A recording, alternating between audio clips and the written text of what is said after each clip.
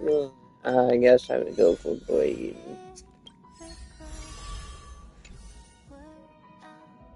Yeah, I mean, I'm pretty sure I own my 50/50, so.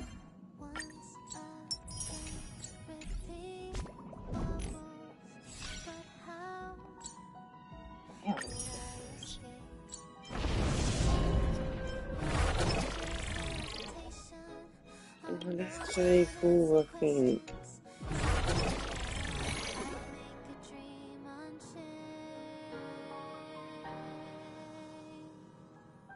Wait, it's just like anytime you get Blade, like, can you get this on the Sweet one, or is this like a one-time thing? I don't even have one, but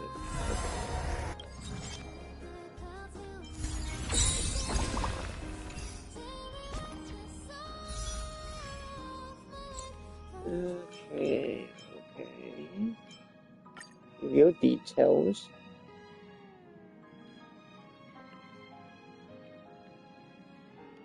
5, 10, 15, 25, 30, 45, 55, 60, okay.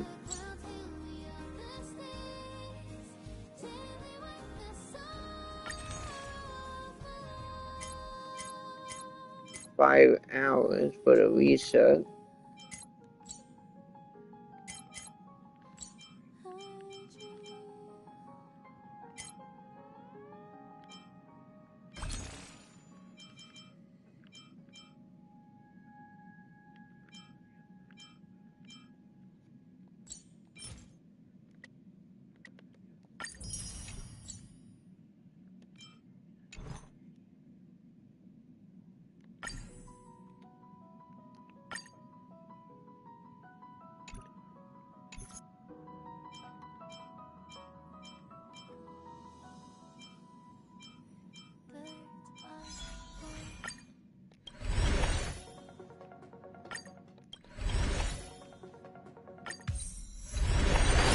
Oh, wow. I think I got Blade because you man demon. Either that or a character I didn't have yet. Still wants to give me the other Blade. Oh shit.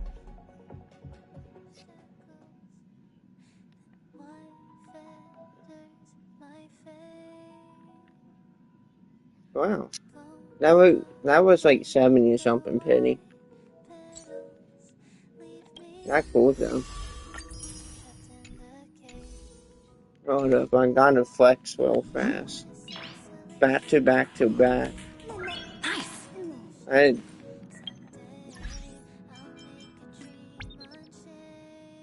I forgot about this too.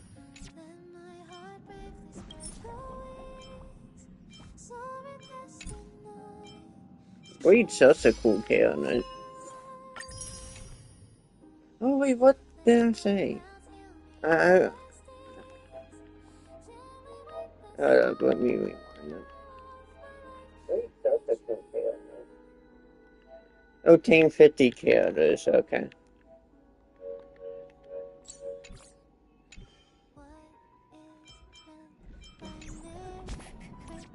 Fuck it.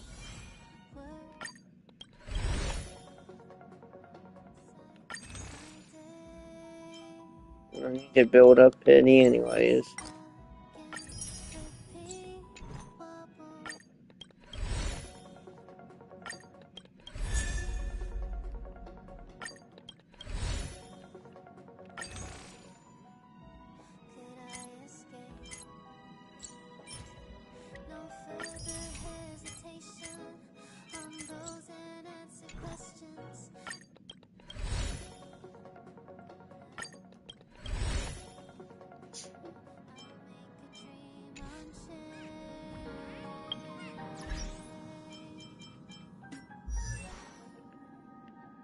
Actually, hold up. I do. I still have to take a picture of it now.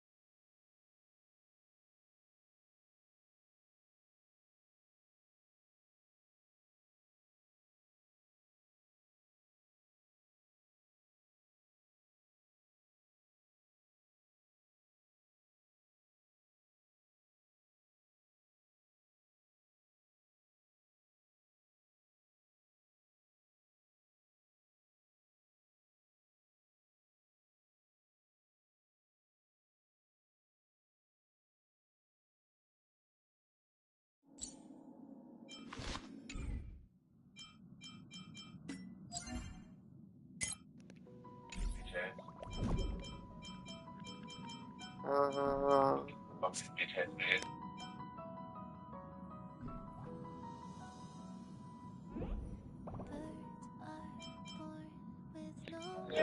I gotta see if it's back to back. Back to back to back.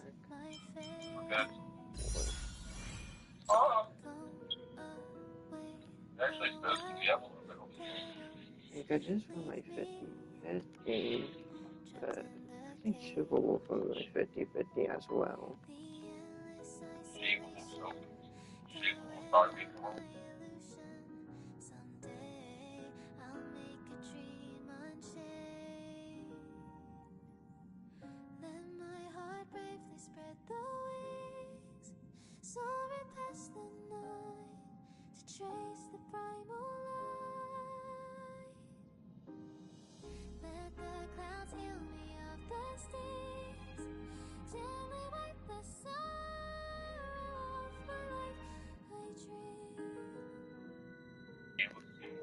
That Super Wolf guaranteed my round.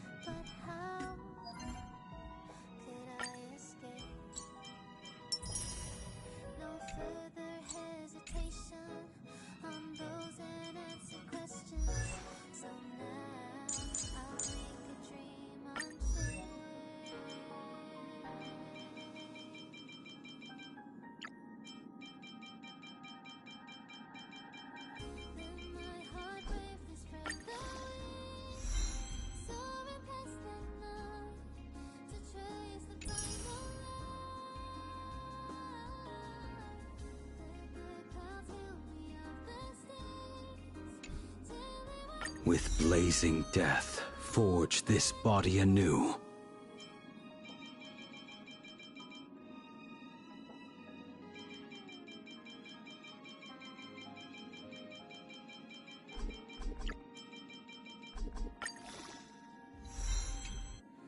With blazing death, forge this body anew.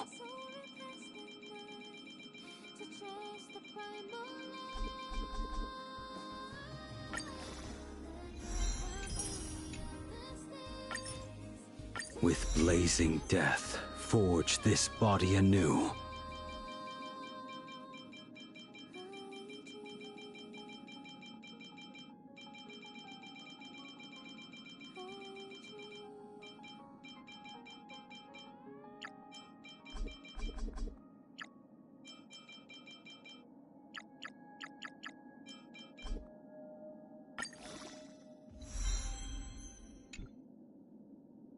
With blazing death, forge this body anew.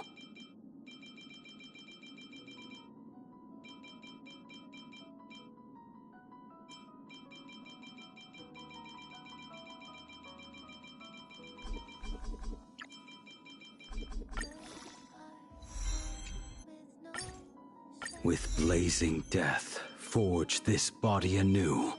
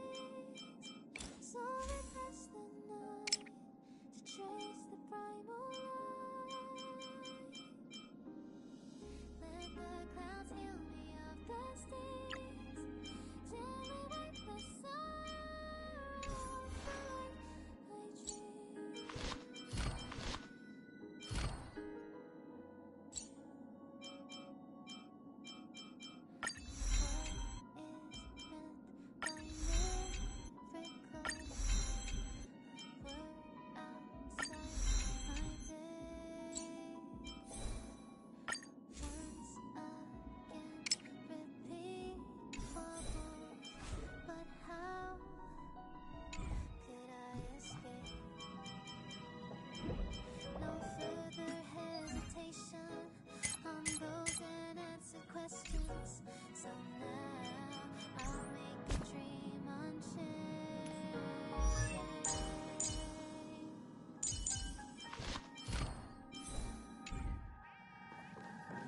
Then my heart breaks slowly. So past that night to trace the primal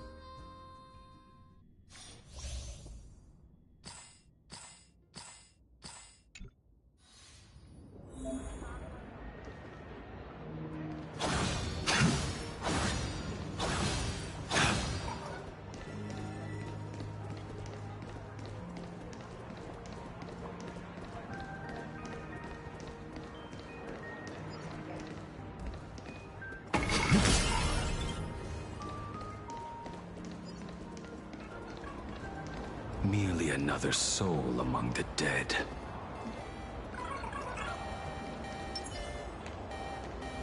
vital lethal.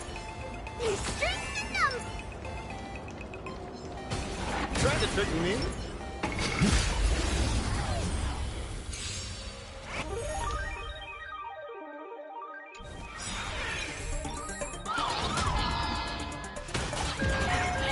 They're lost.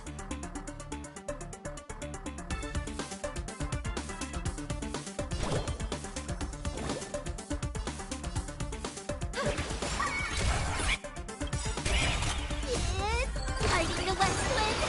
Away we go! Arthur and I. Scores are settled here.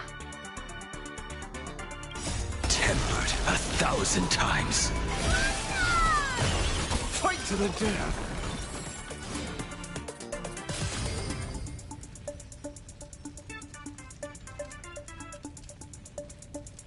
Purgatory, take hold! Arthur and I. Let's see through you. I offer my blood to consume. Beasts slaughter each other. Fight to the death. Arthur and I. Blades eternal. Fight to the death. Return from death. You will serve as the tempering fire. Arthur and I.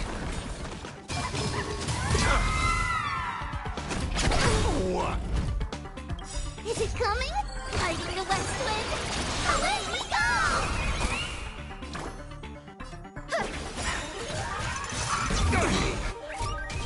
Underestimating us will cost you. Purgatory, take hold! Blades eternal. So may the wind. No. Mavis. Dispel the gloom. Destroy the skies. Oh, I miss this one. Riddle with thorns. I offer my... Beasts slaughter each other. Fight to the death. Arthur and I. Purgatory, take hold! Fight to the death. Return from death 1,000-fold. You will serve as the tempering fire.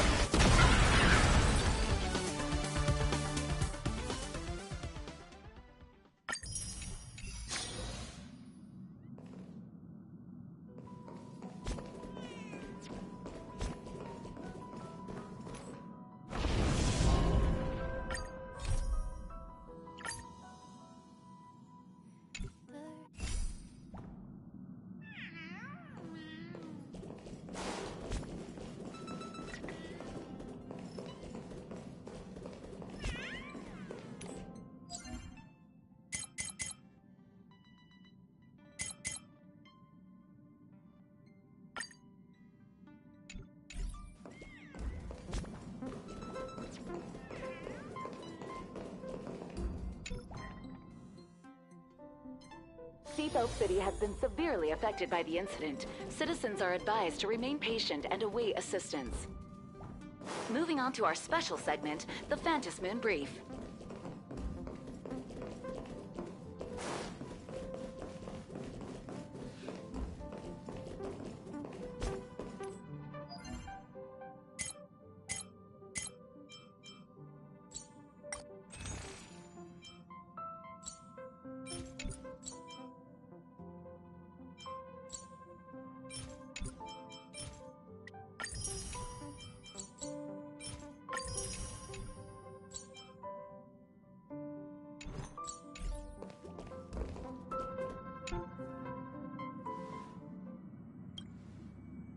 you're back.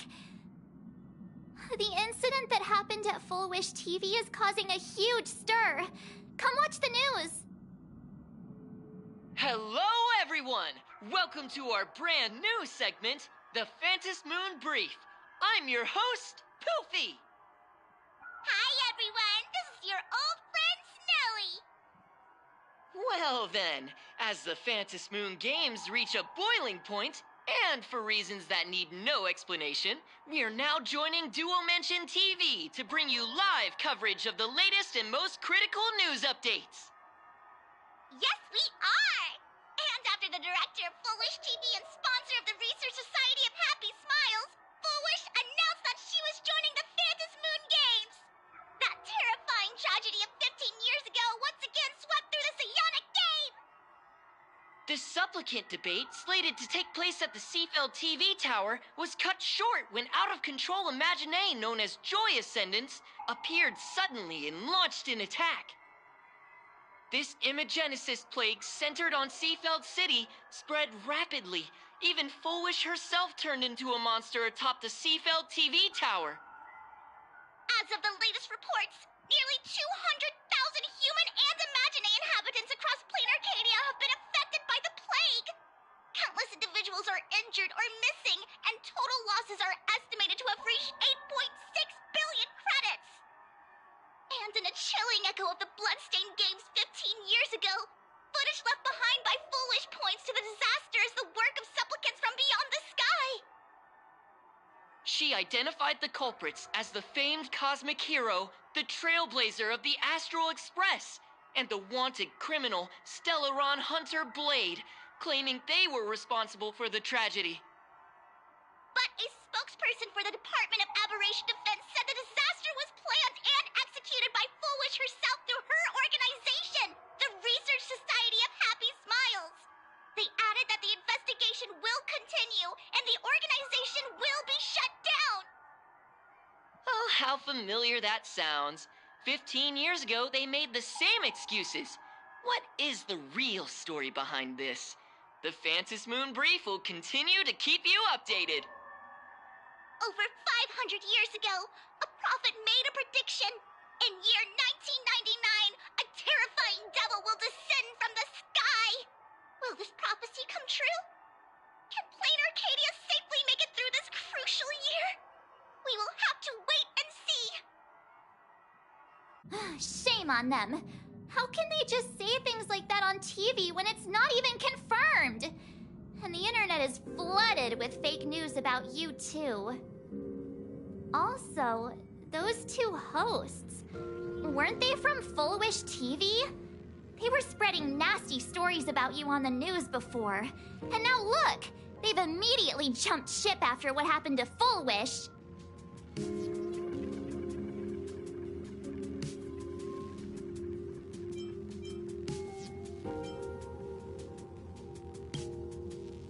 Ever since coming to Plain Arcadia, nothing surprises me anymore. I'm happy you made it back safely, but somehow, you just don't seem quite the same. Oh no. You're trying to grow up and leave me behind. Don't tell me you're becoming the next Dan Heng. No! Is this what it takes to become a hero?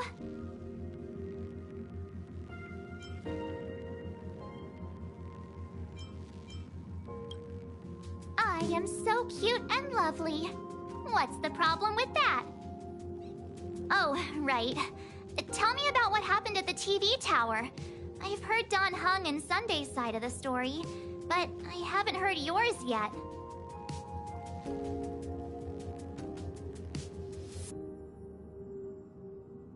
So, Full Wish had people undergo the happiness surgery to implant Shuhu's flesh into their bodies, and that ended up causing this disaster? And you guys stopped the mutation from spreading, but all you managed to do was to temporarily seal Shuhu's flesh inside Blade?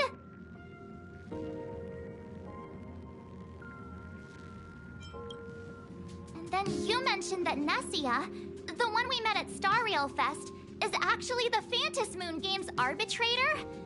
No wonder she could draw a mask for you. And she also asked you to go deep into the world in Canvas to warn... who was it again?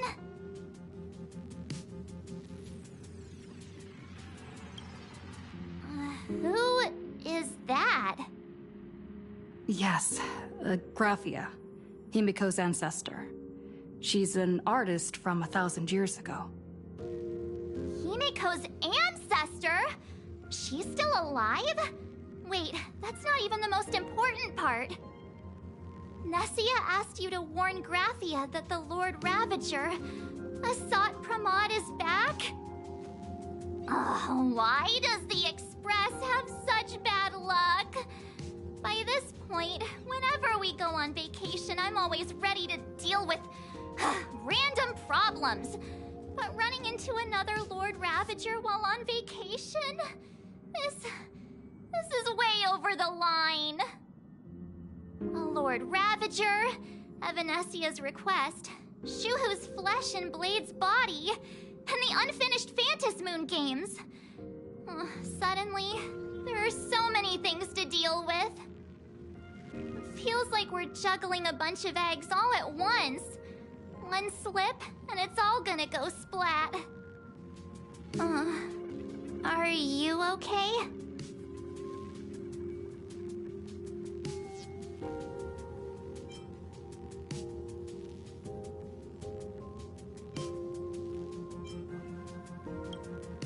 I shouldn't have asked so many questions.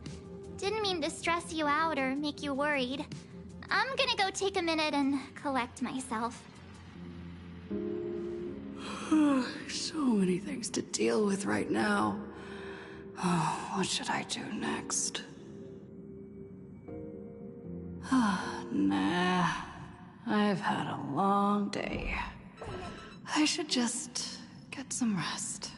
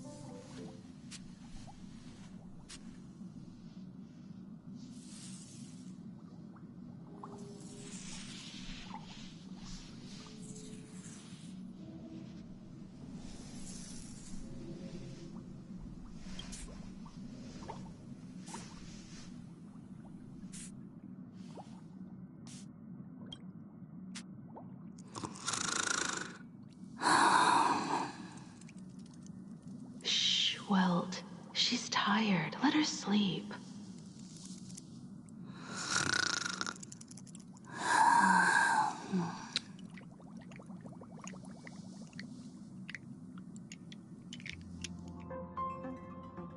You're obviously tired.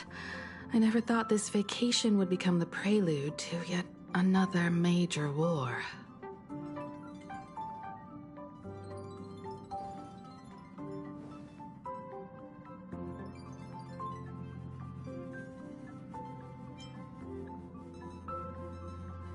From our very first steps, trouble has always followed the Nameless. But this is way too much. Look at you now. It takes me back to when I first got the Express running again. Aside from Pom Pom, I was the only crew member on board, constantly stretched thin and feeling out of my depth. All I could do was note every problem in the navigation log, one by one.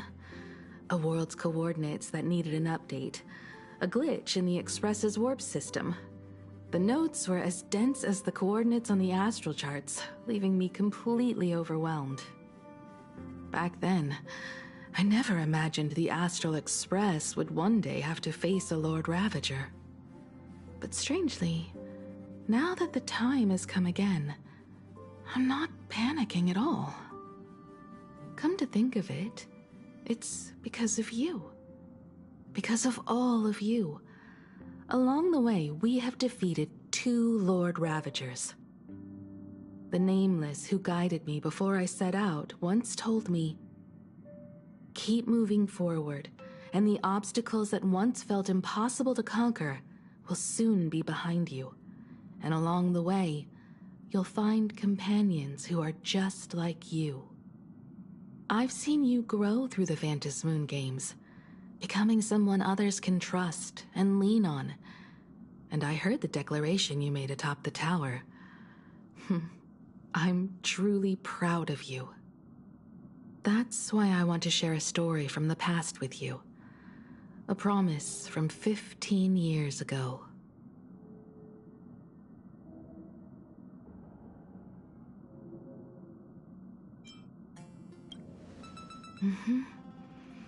I promised someone that when the moon over my hometown was full again, I would go back to see her, to let her know I had made the most of this borrowed life, and found companions I could trust with all my heart. I want to share this story with you all.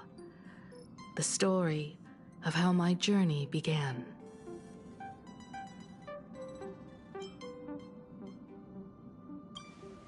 Because it's a long story, filled with many memories of my past. I'd also like to invite you all to the place where I repaired the Express and tell you everything bit by bit. All right, it's a deal. When I return from the world in Canvas, you can make us, let Shush make us some coffee. Then we'll settle in and listen to your story. Speaking of the world in Canvas, March told me about what Evanescia said to you. Evanessia's request was not made lightly, and she was worried for a reason. Silverwolf saw that Lord Ravager in action too. According to the records from the databank and the IPC's investigation, Asat Pramad's campaigns often span centuries, and the planets he targets all end up destroyed in freak accidents, leaving their surfaces covered in only smiling faces. 1,000 years ago, my ancestor Graphia created the world in Canvas. If that was to resist Asat Pramad's invasion of Ahatopia, then could this disaster unleashed through the Phantasmoon games be the prelude to his next invasion?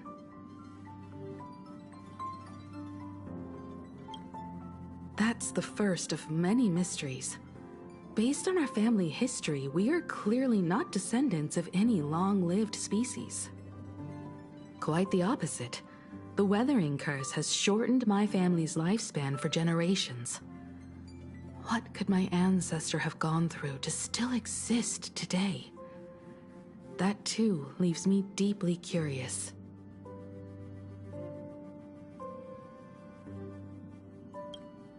There are far too many legends about her. It's hard to tell what's true and what's not. Only 2 things are beyond doubt. First, during the Cinderth Age, she created countless Imaginae and sent them into battle against the demon legions from beyond. Second, near the end of one of the Phantasmoon games, she created the world in Canvas to shelter inside it what was left of civilization and life. Which means she is not only familiar with Asat Pramad, but has also witnessed the manifestation of the Aeon of Elation. Nobody knows just how big the plane Graphia created actually is. Over 140 years ago, the IPC tried to salvage the world in Canvas, but they were only able to reconstruct part of it in the real world. That portion became what we know as Plain Arcadia. Legend has it that Graphia used a vast ocean as her canvas and channeled the power of elation to step into the painting, which means she has not only seen Asat Pramad, but has also seen the Aeon of Elation descend in all their glory. Good question. As for who in Plain Arcadia knows Graphia and the world in Canvas best, it's probably Pearl. She was sent here by the IPC. She should have some clues to guide us in the right direction. By the way, General Yao Guang is here. She says she wants to talk to you in private.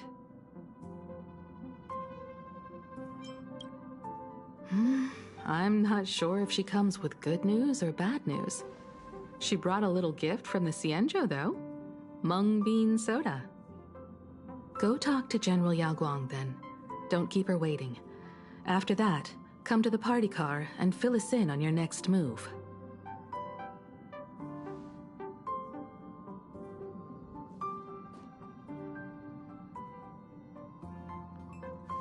Nice to meet you, Ishvara.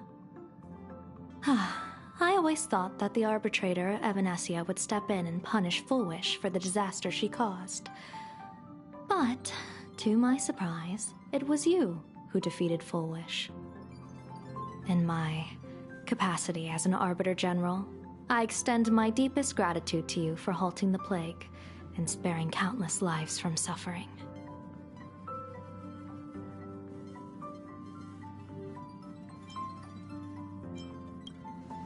What I am about to tell you is something Evanesia risked breaking the rules to share with me. Please keep it a secret. Not a word of this leaves the Express. Sealed within Ahatopia's core is Ouroboros, the Veracity.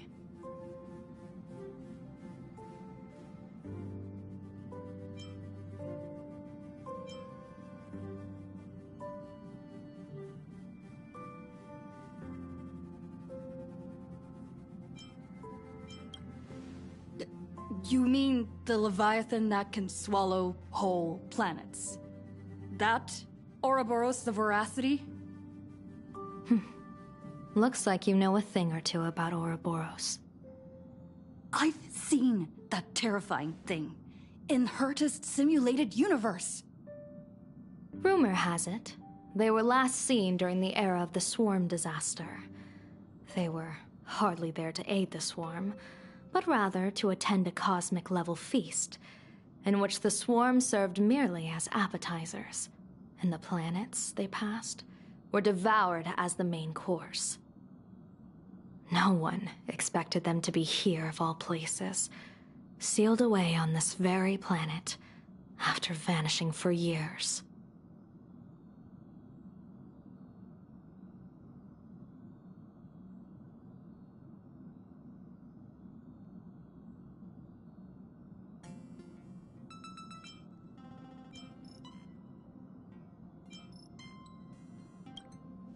The true situation remains unknown.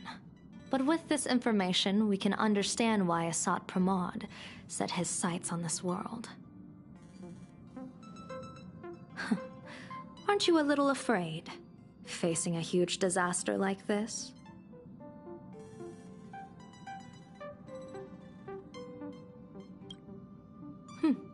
That's impressive, Ishvara.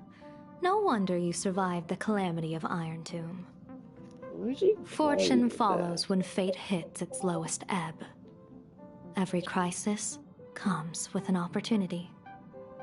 Now that we know a force capable of devouring stars is deep in slumber at this planet's core, perhaps we could make it devour the problem inside Blade's body. It might just be a risky path worth taking. Blade has agreed to my proposal and will venture into the world in Canvas to seek out the Veracity. From what I've heard, you are going there as well. I cast a divination, and the hexagram shifted between the marsh and fire trigrams, yielding the judgment. Heaven and earth are separate and apart, but the work which they do is the same. In other words, though your paths may differ, they are destined to intersect.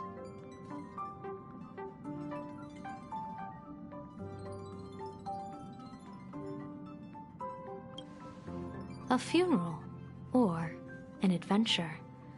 Will it be a battle with only a 1 in 10 chance of survival to tear away Shuhu's flesh from his body and eliminate the Xianzhou's arch-enemy?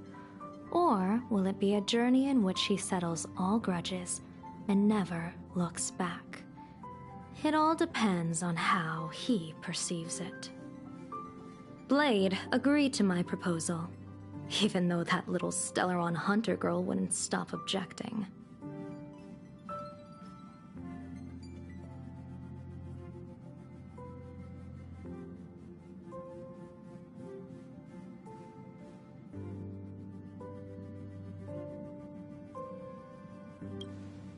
Betting? No, I don't see it that way. We are not chips laid on a gaming table, nor dice tossed at someone's whim. We trust in people, in ourselves, and in those beside us, knowing they can change the course of even the most desperate battle. That belief is what gave you the strength to overcome Fullwish. It is also the only reason I stay for this world. My purpose has never changed.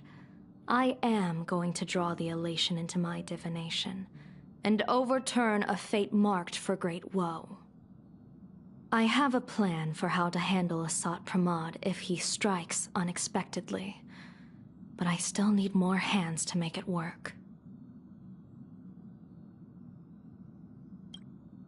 What miracle could cap off these games better than a finale that humbles a Lord Ravager? It will be a tribute to the elation. The shadow of the Lord Ravager looms, and from here on, everyone must carry their part of the burden. I will take my leave first. Before I set out, I still want to say a few words to everyone.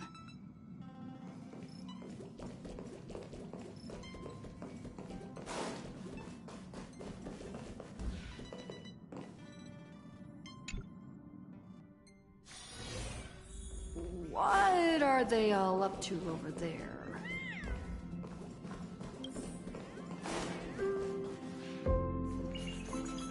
Oh, there you are. We were waiting for you.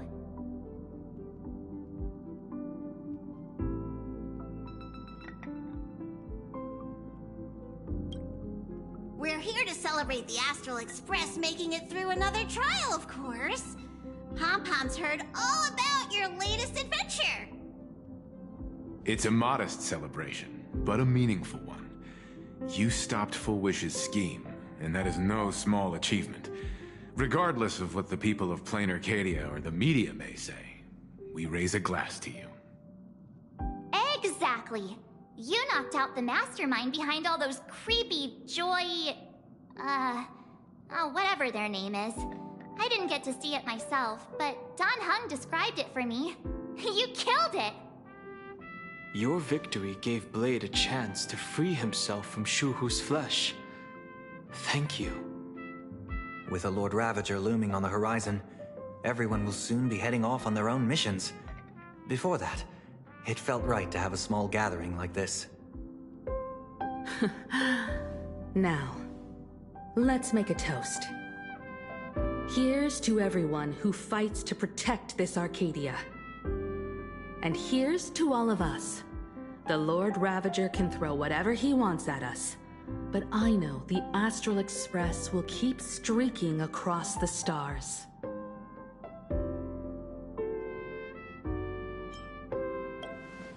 Thank you. All of you. Having you by my side is what gives me the courage to face the future. I'll carry this strength with me through the rest of this journey. Cheers!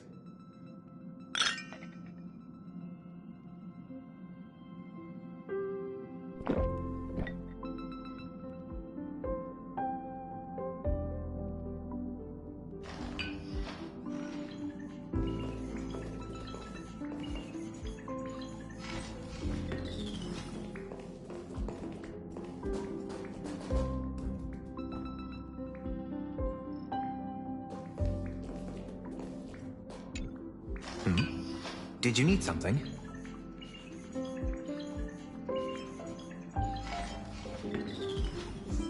I need a break. I felt worn out ever since coming back from Seafeld TV Tower. Right now, it feels like I'm back in Oak Manor's banquet hall. At those parties, no matter how tired I was, I'd have to clutch my glass and smile, keeping myself calm. Mr. Yang insisted I should get a full day of sleep, but I didn't want to miss the chance to toast with you all. I should thank you for letting me embark on this journey.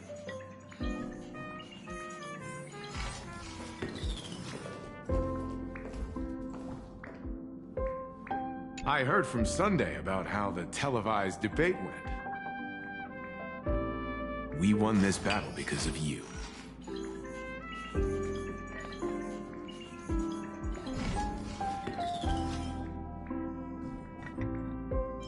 The streets were in chaos. Traffic ground to a halt, and Wisp-Bey littered the ground.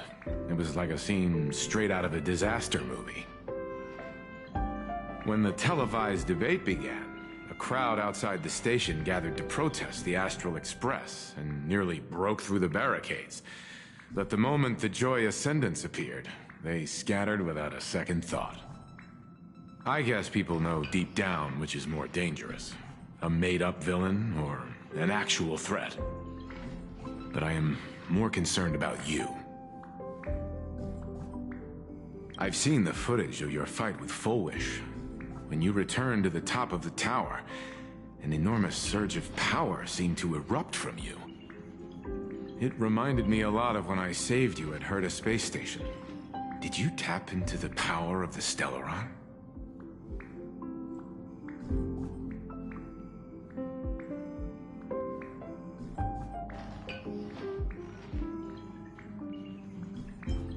From what I can see, you're in pretty good shape right now.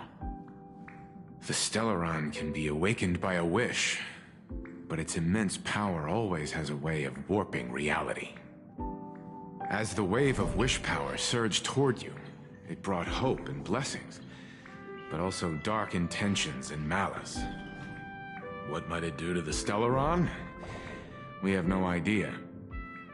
Be careful with this power you have, no matter how tempting it may seem.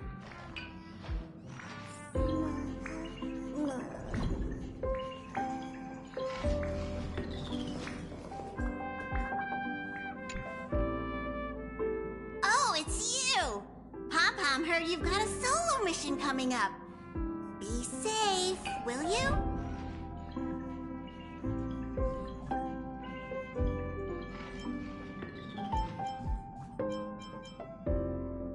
Sadly, Pom-Pom can't remember most of what happened right after the Express crashed onto this world. Pom-Pom's memory of those years is like a fogged-up Express window. No matter how hard Pom-Pom tries, Pom-Pom just can't wipe it clean. But it's okay. After passenger Himiko repaired the Express, Pom-Pom got to share a one-of-a-kind journey with all of you. How did passenger Himiko appear? That's odd. Pom-Pom can't remember a thing. All Pom-Pom recalls is having a long and fuzzy sleep, then being woken by a knock at the door. And just like that, passenger Himiko was on board. The day passenger Himiko knocked, it felt like Pom-Pom was waking up from a dream. The Express's heart started beating again, and the lights flickered on one after another. Graphia? Pom-Pom hasn't. But Pom-Pom always dreams of strangers when Pom-Pom's asleep. They seem to be bustling around the Express, and there are soft clinking and clanking sounds, just like the sound of stars twinkling. But every time Pom-Pom wakes up, their faces slip away. Pom-Pom is only left with a warm and comforting feeling, knowing someone had taken good care of Pom-Pom. Safe trip! Pom-Pom will take good care of the Express while you're away.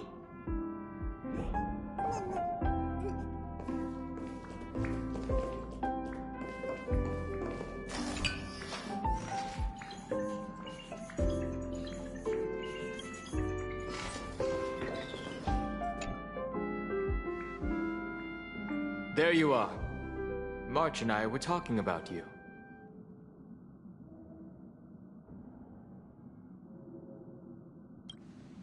Yeah, of course. When did Dan Heng start expressing his feelings like this?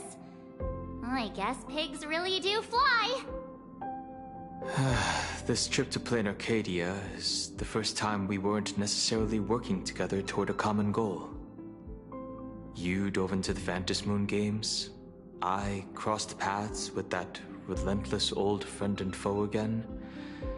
As for March, well, she spent her time wandering and eating. Her perfect little vacation. Wait, hold up. How come all I get is wandering and eating? I grab plenty of comics as well. I call it cultural exploration. With a little extra time for me to recharge, of course. Right? Now that we're having this little break, it hit me that I might have neglected you and March.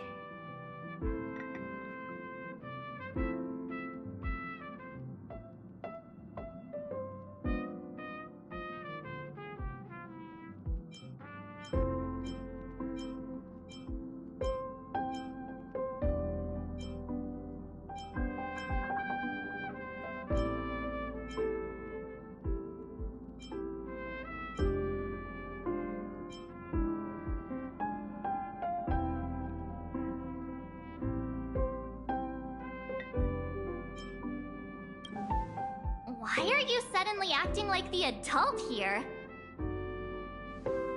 Blade has accepted General Yao Guang's proposal. Perhaps he has finally moved on from past grudges and that abundance curse, and is now ready to do something for himself. It's going to be a path fraught with danger, so I had hoped to accompany him for a bit longer, but he refused. From now on, I will turn my attention to this world.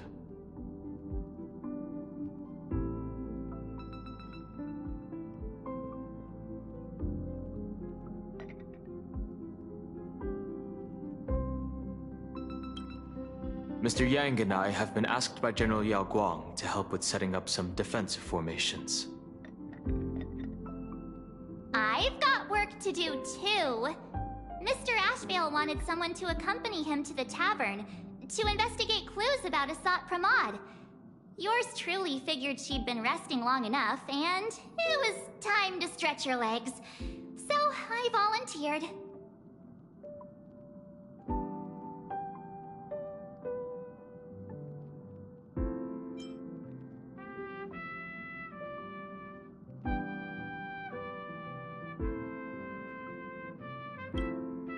No problem.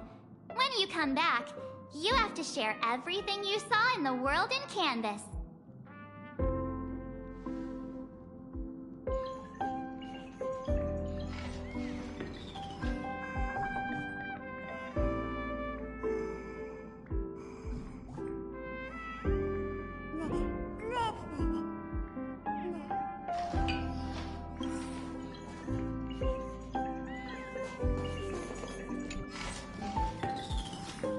Just in time. I've talked to Madame Pearl. She will handle all the arrangements for your passage, so you can enter the world in Canvas to find my ancestor Graphia.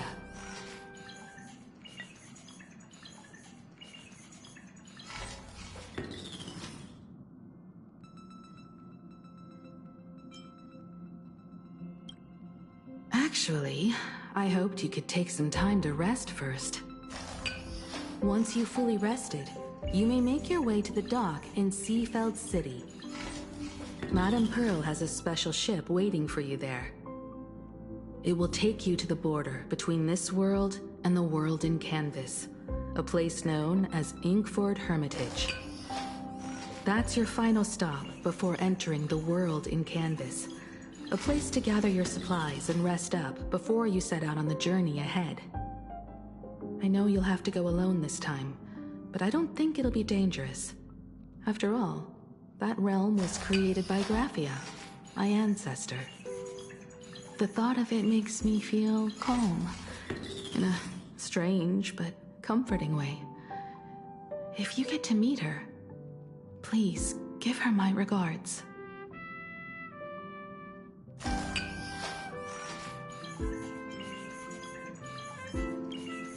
am indeed quite curious. I'd love to see this ancestor of mine for myself, and hear her story in her own words. But someone must stay here and keep watch. Madame Pearl wishes to confer with me and General Yao Guang about our next steps in dealing with Asat Pramod. So I'll be entrusting this mission into the world in canvas to you. Go ahead. Set out once you've rested up. I'll be here with Welt and the others, awaiting good news from you.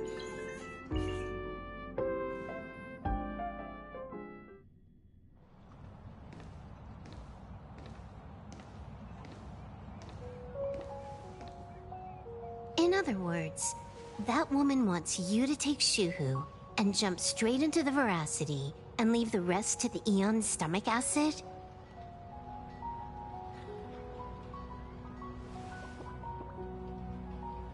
And this is between me and him, right? Why are you tagging along? Relax. I'll say my goodbyes and be gone. A dignified funeral, If you ask me, this ending is indeed grand enough. I don't care about any of that. There's only one thing I care about. Does he have to die? Here's a piece of advice, little cub. Whether he lives or dies is his choice. That's the one thing you don't get to decide for him.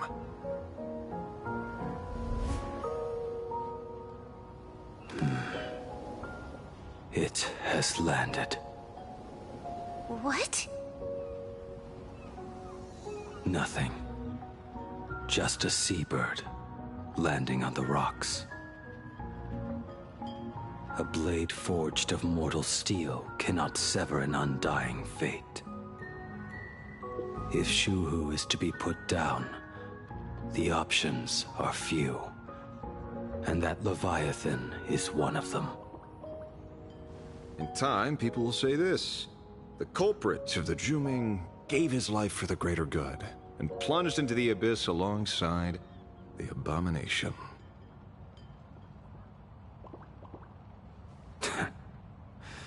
I'm not as noble as you make it sound.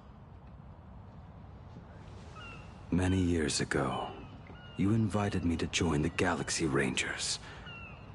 I refused for one reason. I'm a petty man. I was never born to carry some greater good. This is between Shuhu and me. Nothing more. Can't argue with that. A Galaxy Ranger through and through. Well then. I won't say anything more. Blade, you sure about this? For years, death has clung to me like a curse, etched into my bones. If there is a chance to make a god feel the same pain, I would do it, even if this body is reduced to ash. As for everyone else, there's no need to drag them into this. We'll proceed as Yao Guang proposed. Bury Shuhu at the end of the world in canvas, taking me with him, and let the Veracity dissolve us both.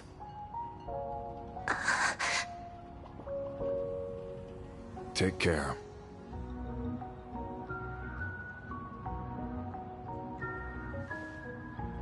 How about you stay as well? You might as well see it through to the end with us. Plain Arcadia has bigger problems that need my attention. Your instincts were right. That meanie pulling strings from the shadows is none other than Asat Pramod. Who else would want to kick a Ha's head like a ball? So, I need to get back and finish my job. Investigating a Lord Ravager sounds like a job you don't come back from. Therefore, it also pays very well. Then here's hoping you live long enough to collect your payment.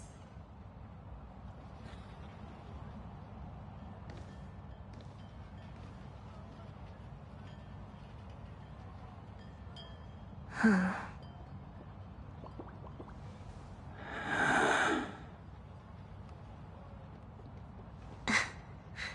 Every time, when it's just the two of us, you go quiet. You know what I'm going to say. The seabird's flown off. It's time for us to go too.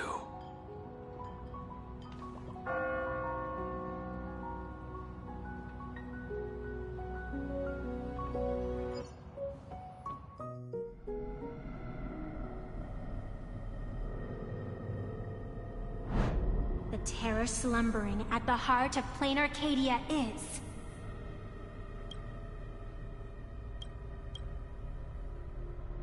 Ouroboros. After the swarm disaster, the Veracity vanished, never to appear again for more than 700 Amber eras. Their last rumored sighting was 500 years ago. History fictionologists claim that Ouroboros lies in wait at the edge of the cosmos, guarded by their children, awaiting the day of their return. I've heard that story before, but it wasn't about the edge of the cosmos. It was Pier Point. They say that the preservation is nothing more than a facade, and the IPC is, in truth, a cult devoted to the Veracity. Organic life has quite the imagination. They've said other things, too.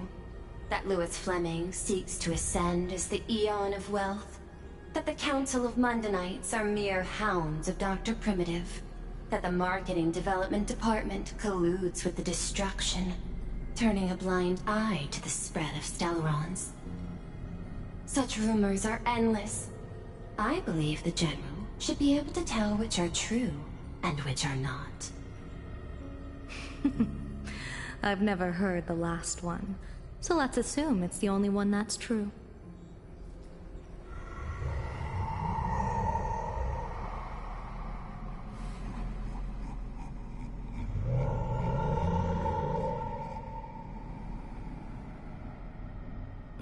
Such terrible breath.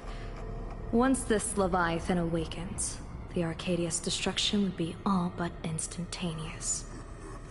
For now, this remains conjecture. Sealed remains appear to be a husk that Ouroboros once shed. Why it's here, and how it's connected to the Elation, remain unknown. Yet even a fragmented remnant of an Eon is a threat that can't be ignored. The calamity of the Leviathan must not be allowed to re-emerge in this world. Naturally. That is why I'm here. And it's about time for the two Nameless to arrive. Oh, you're just on time. General Yao Guang, as instructed, warding talismans have been placed at over a dozen sites across Plain Arcadia. My thanks. It was Mr. Yang's talent of creation out of nothing that allowed us to reproduce dozens of plumes and complete the deployment with such speed. Now, with Yin and Yang aligned, and all four aspects in place, as long as we set up the last formation core, the Decalight reflection barrier will be complete.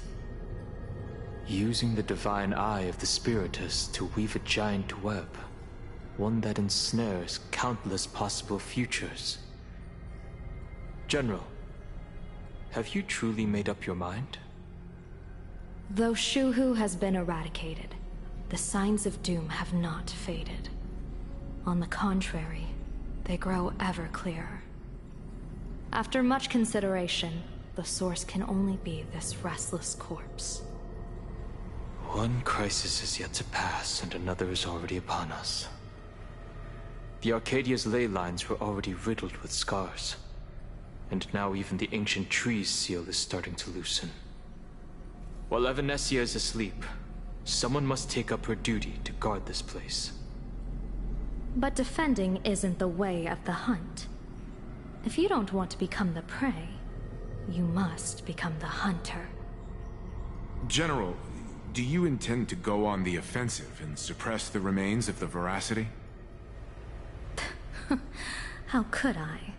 The Joy Seeker could barely confine that husk using the Abundance's ambrosial arbor as its cage. I'm not that arrogant as to place myself alongside the gods. I'm not here to guard against an Aeon, but against a lesser menace. Lord Ravager Asat Pramad. This barrier is prepared for him. Asat Pramad has been meddling with the game from the shadows. His intentions unclear. We know little about him or the Veracity.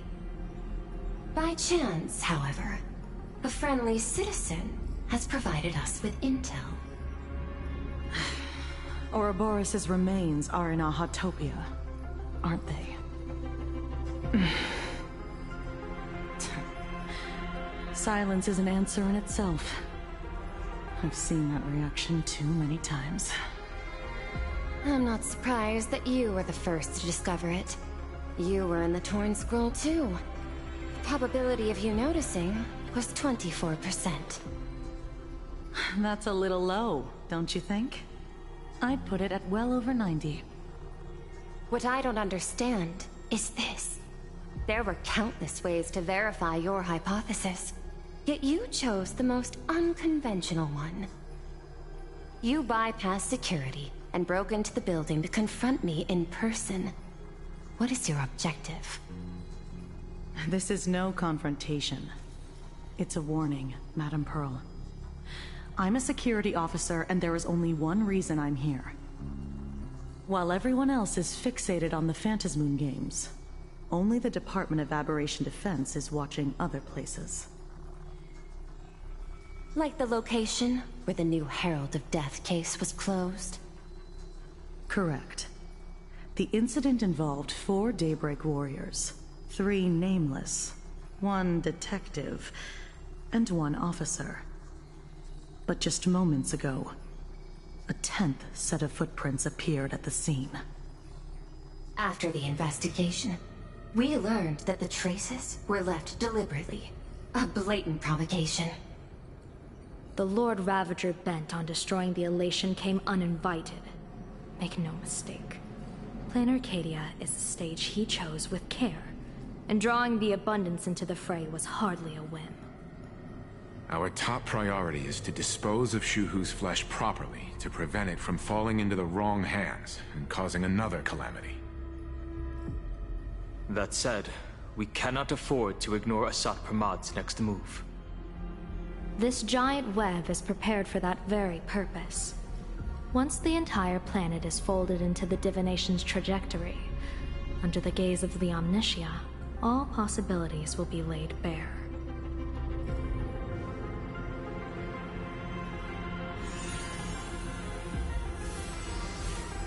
When that time comes, he won't wish to leave any footprints behind. One final question. Why did the Lord Ravager choose to visit this place? Does he have an ulterior motive? Or is this merely some twisted joke? That question should be left to the professionals. Don't forget, we have a detective who can't seem to rest. Let's hope the accumulation of variables can tip the scales in our favor.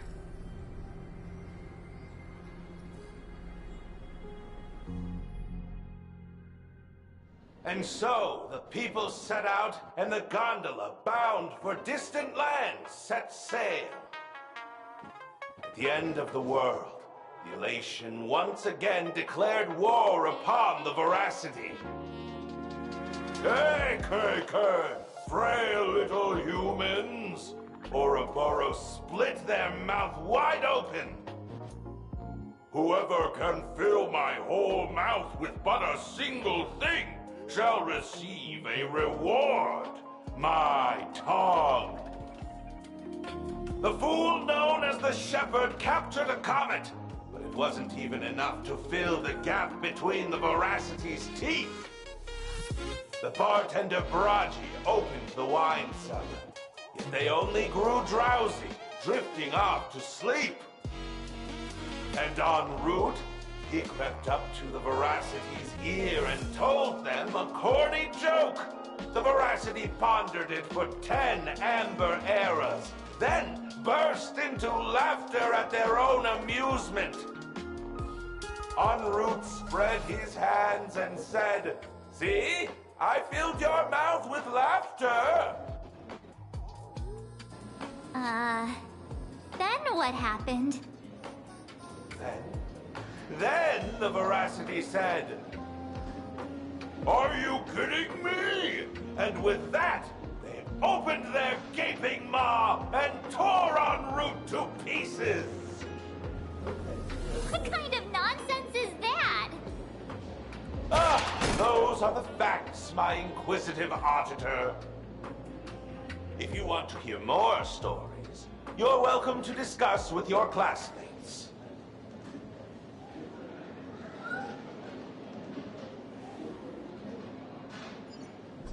We came here to investigate the Veracity and Asat Pramod, but all we got were stories that only a 3-year-old would believe. Rumors don't just appear out of thin air. It's just a matter of how much truth you think they hold. At least 90% of that was made up. Sometimes that last 10% is all you need.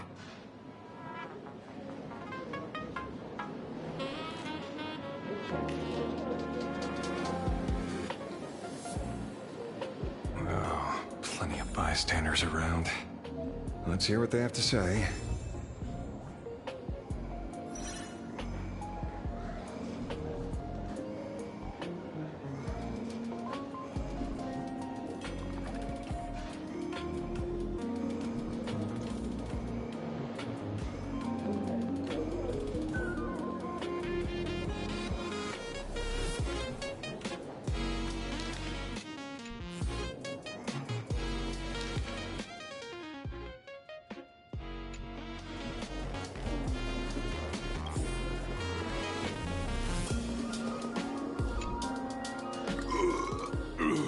You two asking about the Veracity? You thinking about walking that path?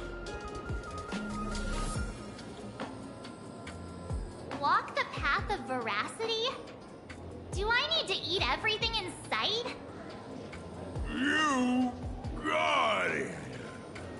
Kids always dream big. Some are bulldozers, some are monsters, and I am Ouroboros! And the man. Ugh, can you talk normal? Stop gulping for air. I swore to become a Veracity Path Strider. I eat everything. Tasty, nasty, anything I could chew. Finally, I'll pinch my nose and swallow loose mouth, and they looked at me. Ouroboros? Nah. Very regrettable. Enough already. I'm telling you, it was all bluffing. The the fools didn't lose. Poor Root and Dorothy, when the Veracity wasn't looking, roll up their skin like a crepe, snatch it up and poach it. Then poof, there we're gone. Comic-Con Collective don't got a Veracity card.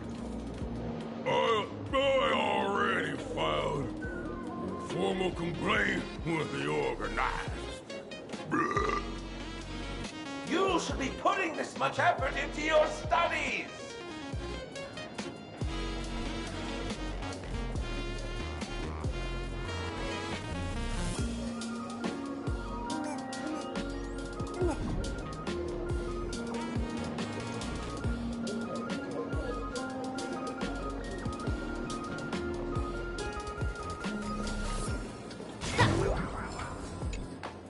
They say a dull pen beats a sharp memory. My memory's dull, and my pen's not much better. Then you must have a lot of stationery? A kindred spirit. Miss, it seems you're one of us as well. I've met far too many fools who can't even read. Oddly enough, those of us who truly love learning are the rare ones. Interested in studying the knowledge of the laughter? I have a reference book here. You can have it.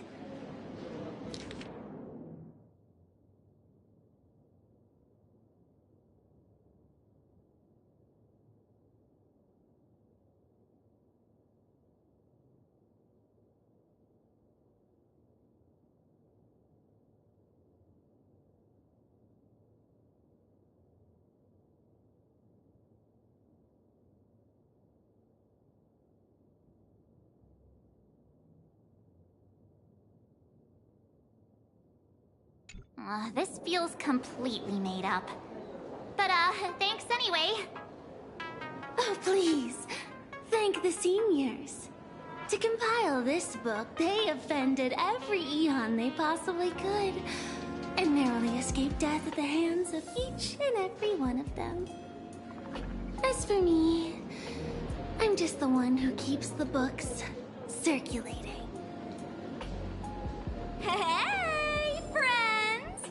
How was your first day of school? Sparksy's here to pick you up after class. Where were you just now? You opened the door for us and just disappeared. Don't tell me you're up to something again. Oh, still doubting me?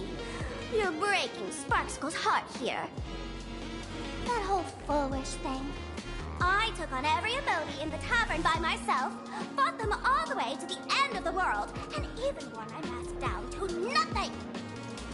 But honestly, this place runs on rumors. Aha is being chased by the Veracity. Aha chases the Veracity. We won't get anywhere following stories like this. Let's go through what we know so far.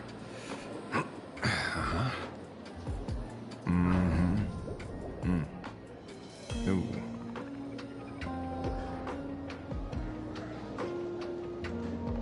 Yeah, it's a complete mess. So, after a bit of thought, Lady Sparksy came up with a brilliant idea. I borrowed a nifty little gadget from a friend. The Unreal Sparks and Spark! No idea how it works, but apparently this light bulb makes you smarter the moment you put it on. Does this friend know you borrowed it? Supramon has a gun to our heads, and this is what you're worried about? He'll find out one day. Well then, I'll go first. It, doesn't look very reliable. Are you sure about this? No worries. If anything goes wrong, the friend in my head will protect me.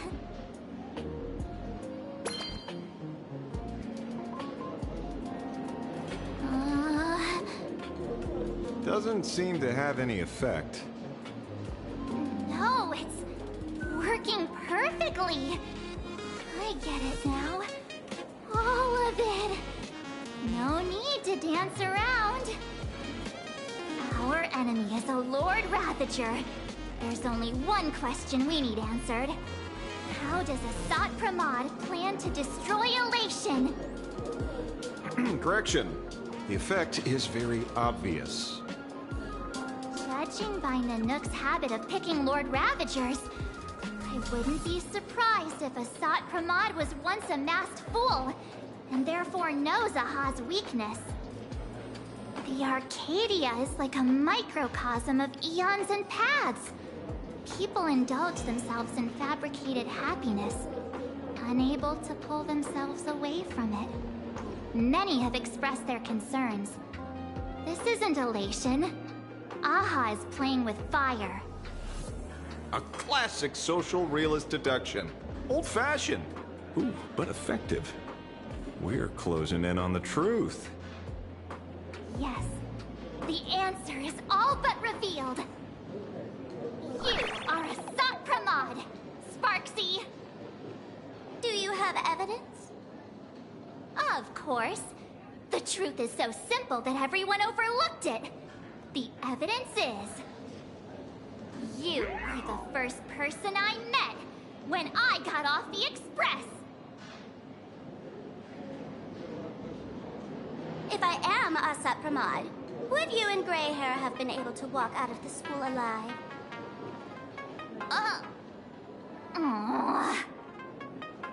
Yeah, fair point. Just take that thing off already. That's weird. I thought I was on the right track. Let me give you a lesson. Deduction isn't about people skills. It's about smart tricks and flawless logic.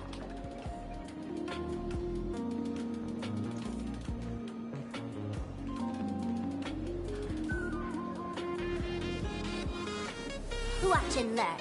Sparkle, master of the classic whodunit, has entered the chat.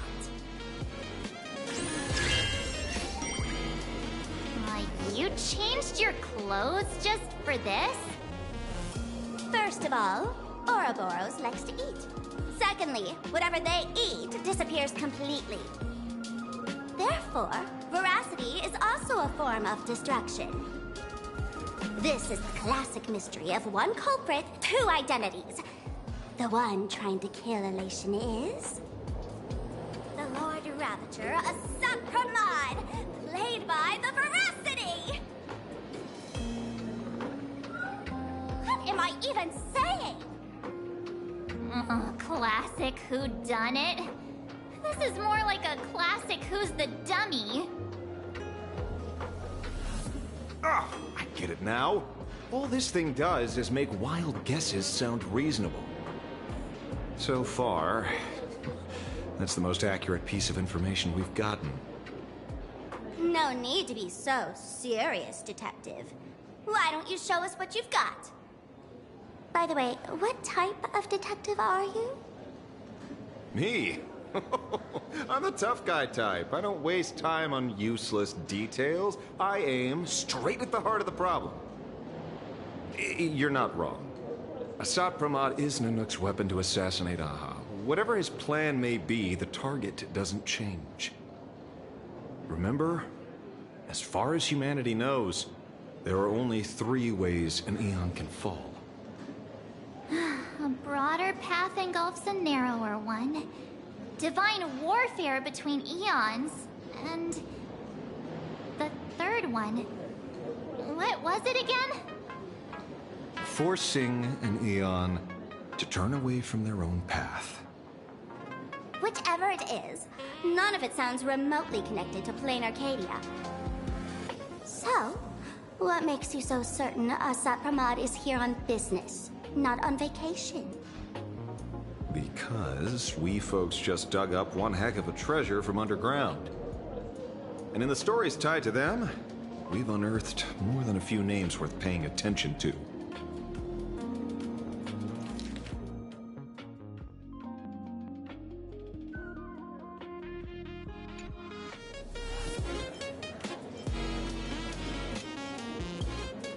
an old pal who can't stop lying.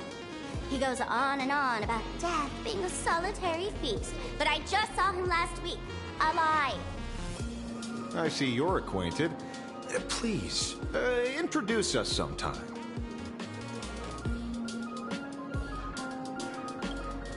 Baraji? Forget it! He's good behind the bar, but slippery as an eel. Ask him to work for Nanook, and he'd run away on the spot. The former bartender of the tavern, everyone knows him. Couldn't be him.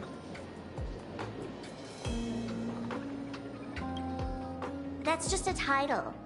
Anyone with a girlish heart can call themselves Dorothy. Between you and me, Director Sparkle used that name once too. Guess when? Looks like this clue has little value to it. Him? He caused trouble in Gotham City a few days ago. Pearl threw him into prison. I know. I was the one who caught him.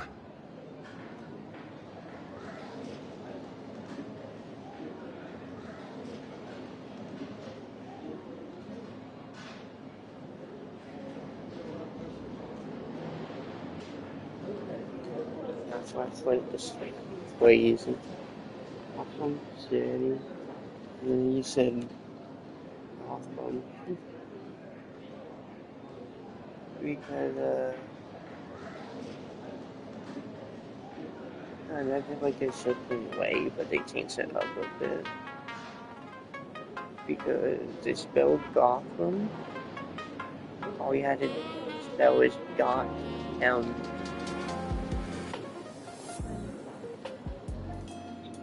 It's an odd sound the same as God, so they get copyright for doing that.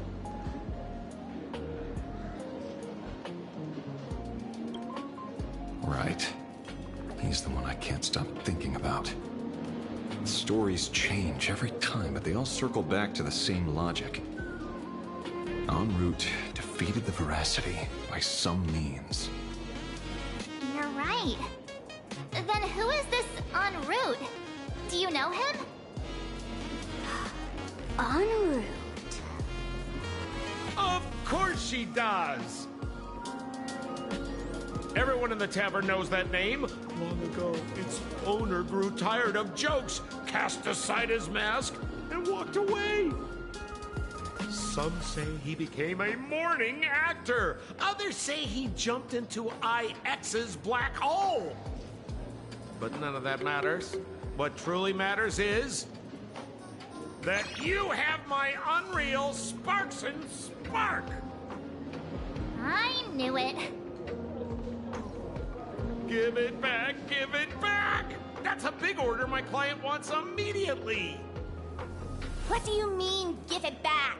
It just wandered off, and I happened to find it on the way, so I brought it home.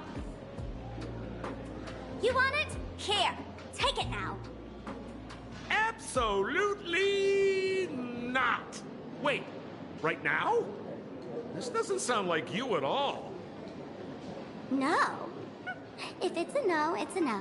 Yes, I'll keep it. Bye-bye.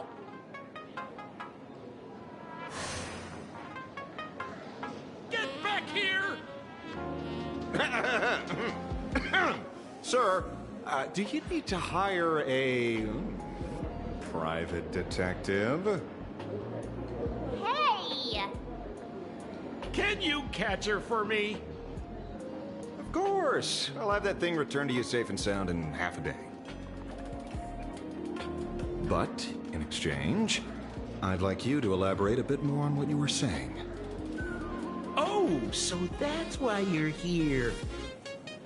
Now, old Sempo's intel isn't cheap. Waiving the fee won't quite cut it, will it? Name your price. Put it on Pearl's tab. Ha! Just kidding. Money talks boring. Besides, the Astral Express and I go way back. Oh, and I wouldn't scam you two. The en route you're looking for lives up to the name. There's nowhere he can't reach.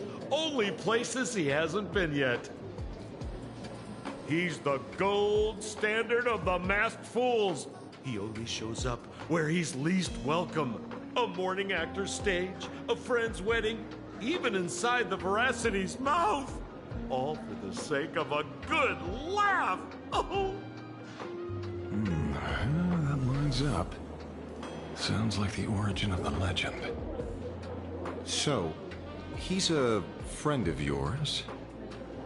Not a chance! Back when old Sempo was still a kid, En route was already a name in the history books. He left the tavern during the Second Prosperity. They say after hearing 30 trillion jokes, he never laughed again.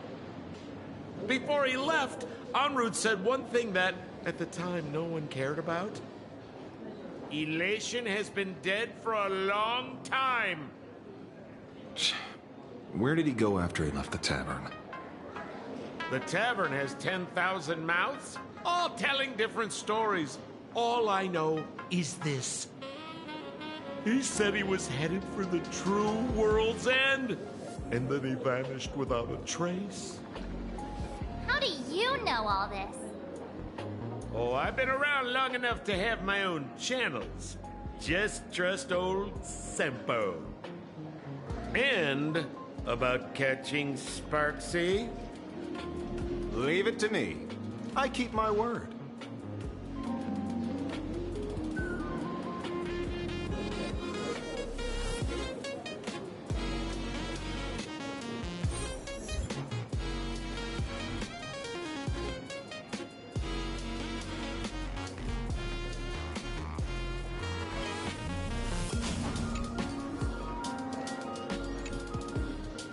See?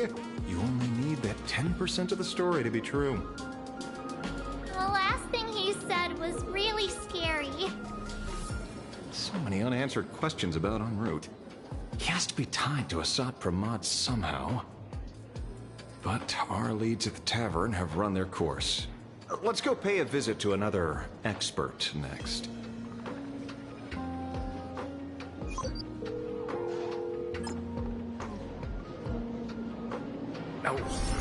Speak of the devil. Only a Xianzhou general could have arranged something like this, I suppose.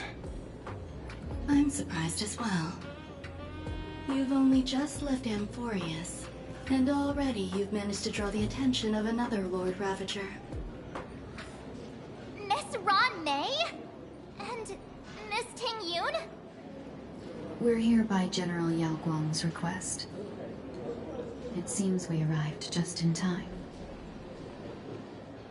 At first, I only came because the Shenzhou extended an invitation, and it seemed impolite to refuse. Now that I'm here, I see it was well worth the trip. So, let me get to the point. Ouroboros has long been dead. Their death was merely buried beneath layers of secrecy. Hardly surprising. They disappeared after the swarm disaster, and there are many different opinions on where they went. The Intelligentsia Guild claims the Veracity ate their fill and entered hibernation. I don't buy it. Those scholars are fond of post-meal naps themselves, likely just projecting their own habits. You seem surprisingly calm, which makes sense. After all, the shadow in your right hand is evidence as well. Why don't you tell everyone what happened to the Galaxy Rangers back on Von Walk? Von Walk? Sprightly Von Walk. I've heard there's a particular phenomenon that occurs on that rainforest planet. Plants multiply and grow and are then harvested like wild grass. A cycle repeating every few decades. Almost identical to the Phantasmoon games. But how are the two connected? When you hear plants and growth, shouldn't that make you think of abundance? Huh. Wait.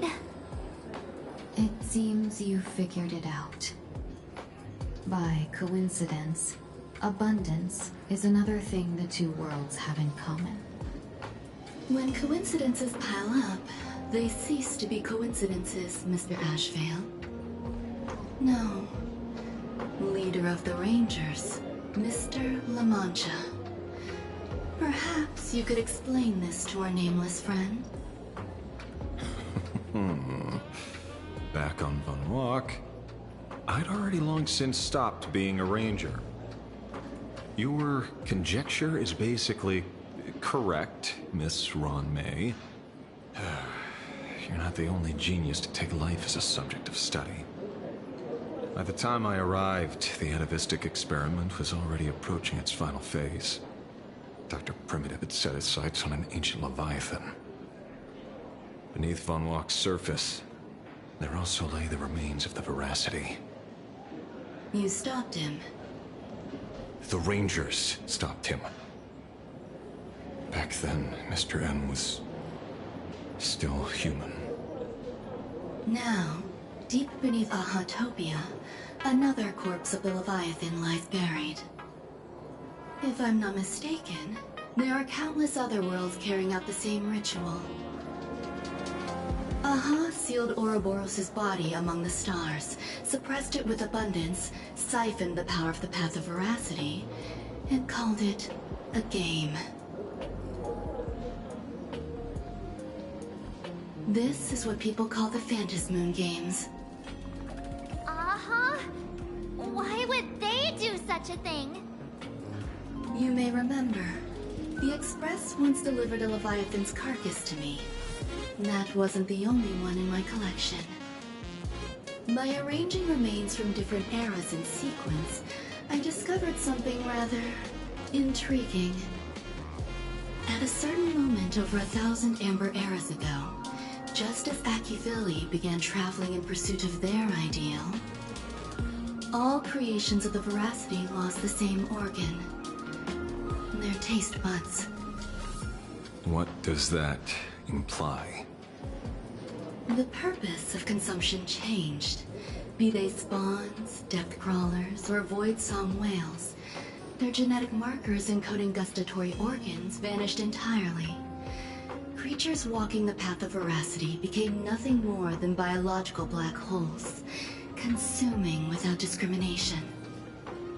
This was not natural evolution. Through the simulated universe, I identified the point of divergence in history. A concept had disappeared from the path of Veracity. Consider this. What do taste buds provide? Yummy flavors? Precisely. Savoring something's aftertaste is an act of elation. So Aha stole the original Prima Mobile of the Veracity? The simulated universe proves nothing on its own, but the primal desires of life have always been entangled. Think of it as my intuition. The conflict between the eons of elation and Veracity stretches all the way back to primordial times. How many people know about this? There used to be 2. I only told Yu Qingtu. Now, there are 5. After this, I can't be sure. Exploit the old conflict between Aha and Ouroboros to ignite a divine war, or allow intersecting paths to devour one another. Of the 3 known ways to kill an Eon, the Arcadia fulfills at least 2. Now who still thinks Asap Brahman is here on vacation? But you still haven't explained where it came from. Oh, you mean the shadow? It has nothing to do with Von Walk. Oh? Call it a twist of fate. This isn't my first encounter with the Astral Express, nor my first time dealing with a Lord Ravager. When my home was destroyed by Zulo, I had a brief encounter with a former navigator. A navigator of the Express? Yes. Starseer, I see. He'd already retired by then. He was the one who told me about the Shadow. According to IC, it was one of many remnants left behind when the Express first carved paths along the edges of the cosmos. I led the Rangers to suppress the Shadow, and devised the plan to assassinate Zulo. But I never learned why it was there in the first place. Don't you find it strange, Mr. Ashvale? Strange? When coincidences pile up, they cease to be coincidences. Like an experiment with results that are too perfect, it's enough to send a chill down your spine. If you don't mind, let's walk through the whole thing once more. Earlier, what did you two uncover in the tavern? Someone suspected to be a Sat Pramod knew about the Veracity's secret. Before disappearing, he said he was headed for the end of the world. And then? Who did he say the Shadow belonged to? A former navigator. The Shadow was a remnant left behind when he charted the cosmos.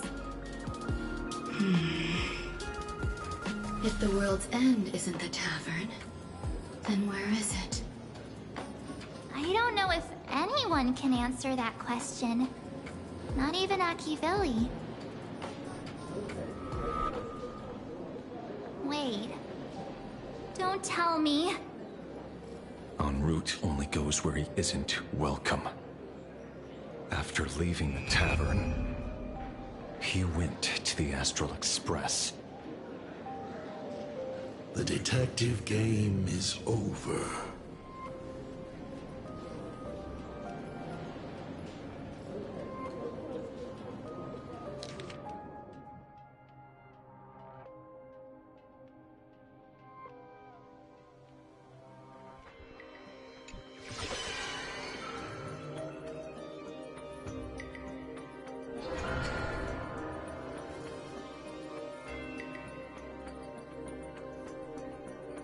I have to say, not many people can make me change my plans.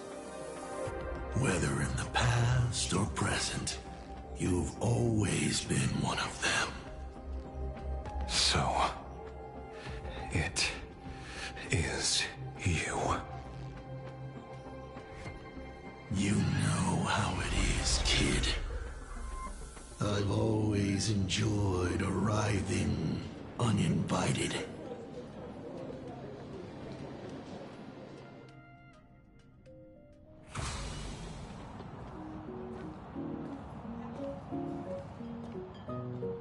Pearl said she would arrange a ferry to pick us up at the Seafeld City dock. The place we're going to holds clues about Graphia. Really? Get your own ticket before boarding and be a model passenger. We wish you a pleasant journey. Attention passengers. Welcome to the Seaside Line. This train is bound for Dopamine Memorial Airport. Next stop, Seafeld TV Tower. This is a model station for Yellow Ducky Nibble's flagship store. My childhood.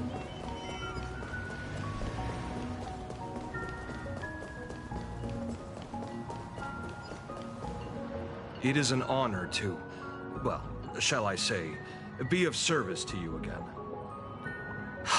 To be honest, when Madame Pearl invited you to visit the Perlux Tower, I was supposed to be your guide. I ended up being replaced by a total fraud. My name is Feld. By order of Madame Pearl, I will be escorting you to your destination. You are too kind. I followed the battle in Seafeld City very closely. Serving a hero such as yourself is a true privilege. I assume Madame Pearl has already briefed you on our destination?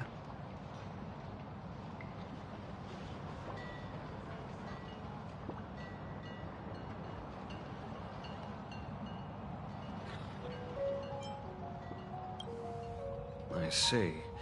It so happens that Madame Pearl is tied up with an unforeseen event, so allow me to brief you in her stead.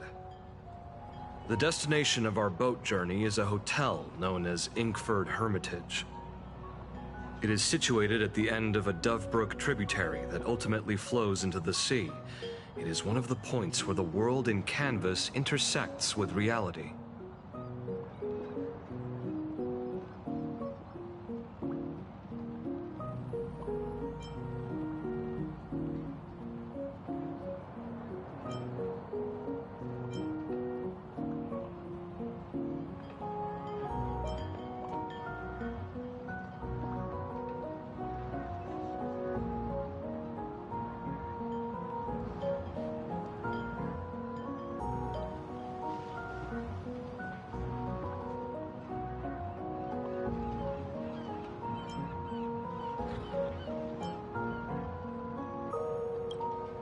Well, Graffia's former residence was located there. Legend says the miraculous and canvassing of the mortal world happened there. Would Madame Pearl, a die-hard fan, pass up a sacred site like that?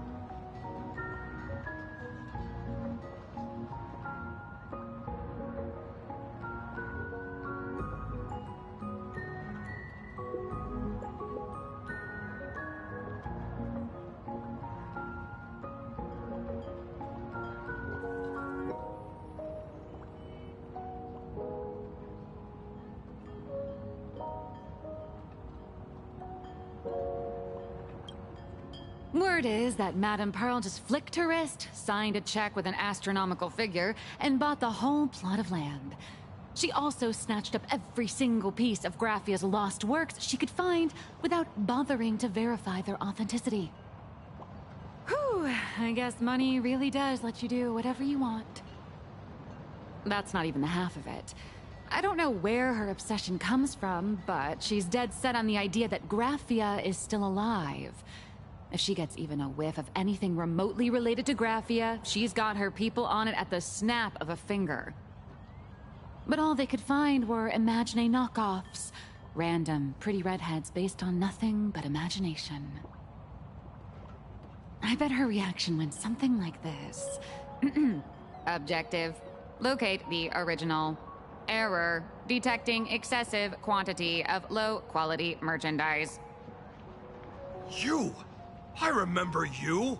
You're that fraudster from Perlux Tower! Perlux Tower? I've never set foot in that place in my life! Oh, I know it's you! I've seen the footage. You're wearing the exact same outfit. Oh, a slip-up in an otherwise perfect plan. Relax. Your job is safe this time. Cut it out, you scoundrel! You can't talk your way out of this. Who exactly are you?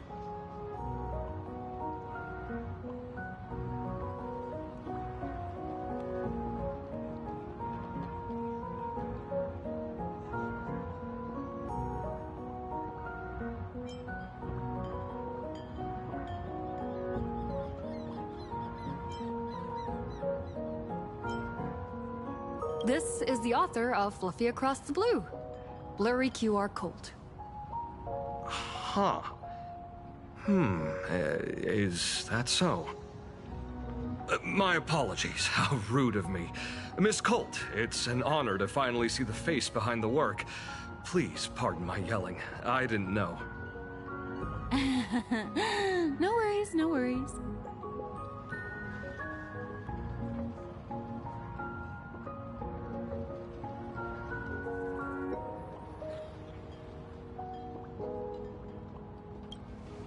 Well, yes. Would you believe it if I said I was going on vacation? Miss Blurry QR Colt, let's be clear. You are being transported under escort. Your current credit balance is in the negative. Madame Pearl has offered you a lifeline by asking you to complete the next volume of the Fluffy.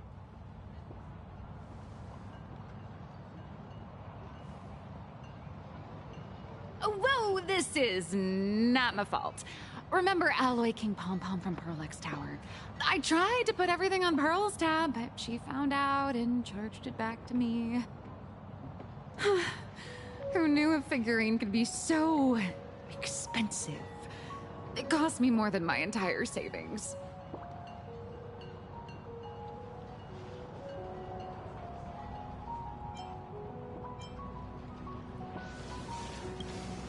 I went all in on learned coins. There goes my licensing fees and royalties. I lost every single penny. So you're escorting her to, shall we say, an intensive creative retreat? Correct. The objective is to deliver the manuscript and clear her debts. The estimated duration is 56 days. Hear that? It's not a hotel. It's hell, where you get whipped for not finishing your scripts on time.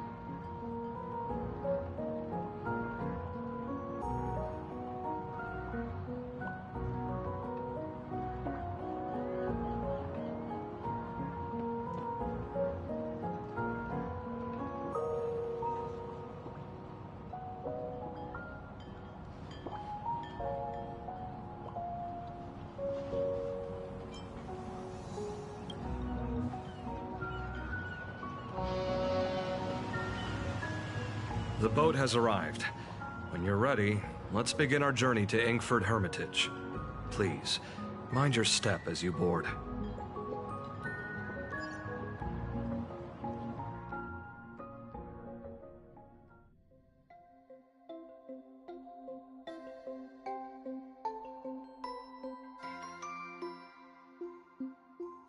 We have arrived. This is the snowy shore of the canvas world, Inkford Hermitage. Oh. Are those Wispe floating on the water?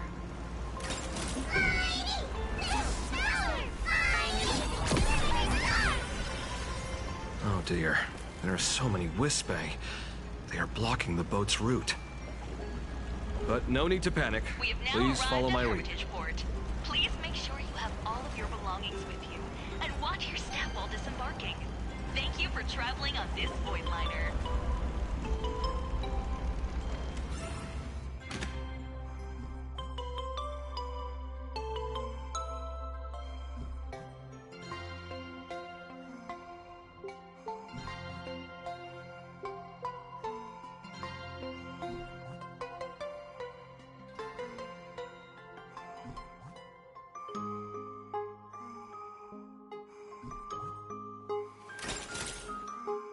Talent's maxed out.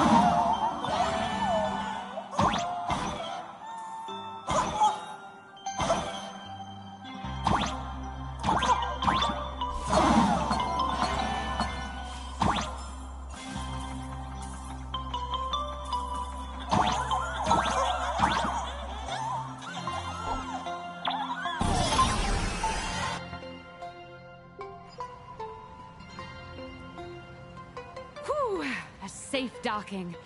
For a second, I thought we were going to hit an iceberg or something.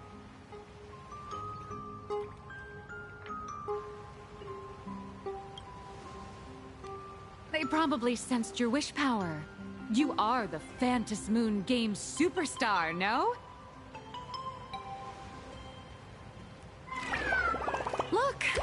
just trying to hitch a ride on you.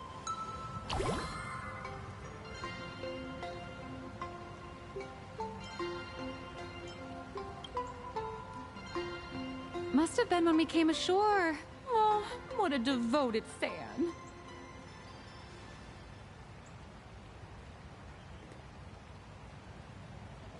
Everyone, welcome to Inkford Hermitage. I was imagining a Benzai Tengoku style manor or something. So you demolished your idol's old residence and replaced it with a luxury hotel. Of course not. Benzai Tengoku vanished more than 1,000 years ago. The original structure is long lost to time. The IPC only chose this location because this is one of the weakest points between reality and the world in Canvas. Many Imaginae are born every day, but just as many ancient lineages of Imaginae hide themselves away in the world in Canvas once their wish power dry up, or as they grow weary of the mortal world.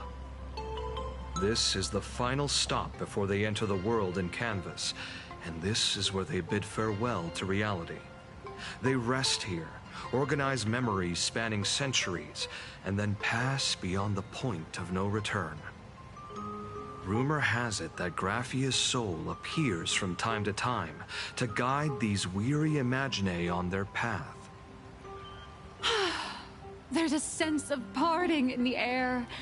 No wonder the soul of the mother of Imagenesis feels an attraction for a creator. This must be the finest well of inspiration. Miss Colt, now that you're in this well too, you ought to make the most of it. Let's go. I'll lead the way.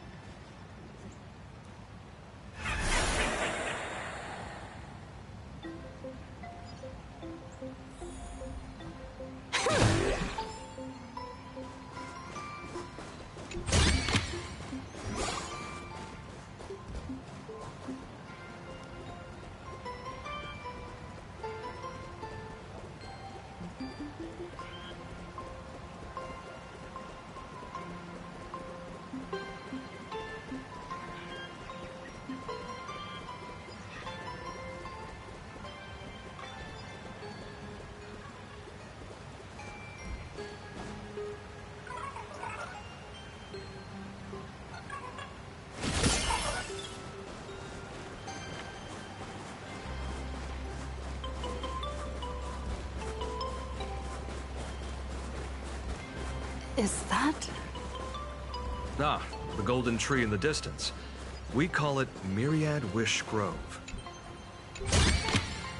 The drop rates are this bad.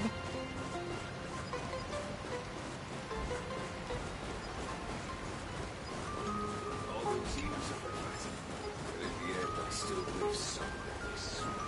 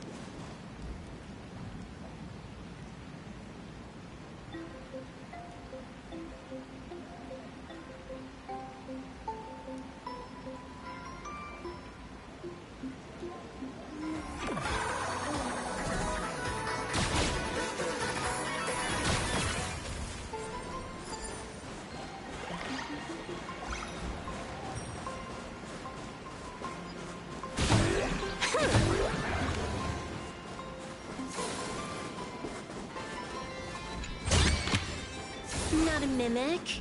Nah.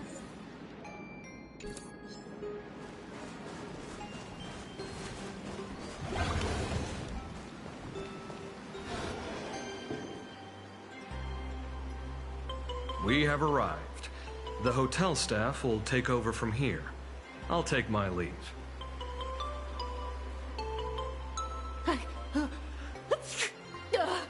Oh, it's freezing. It's cold enough for a typical snowstorm mansion murder mystery. Anyone here? Here. Hello? Hello? Hello? Honored guests, my apologies for the late welcome.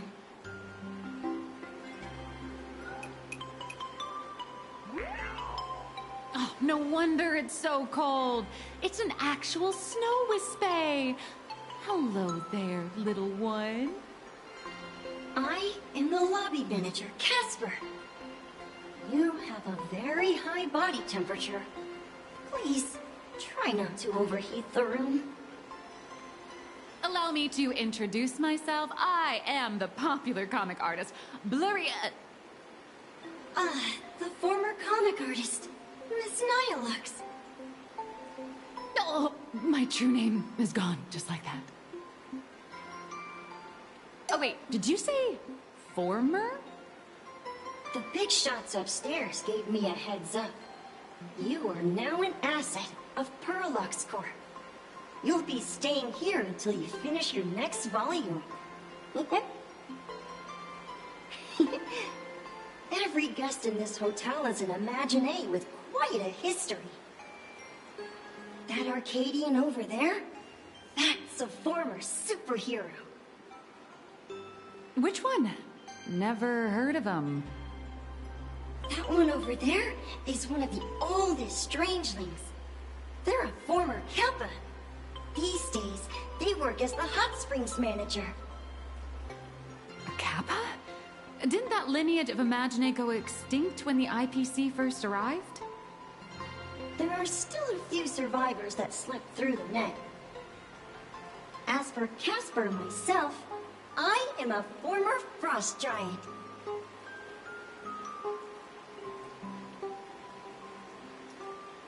Do they really have to use the name Casper?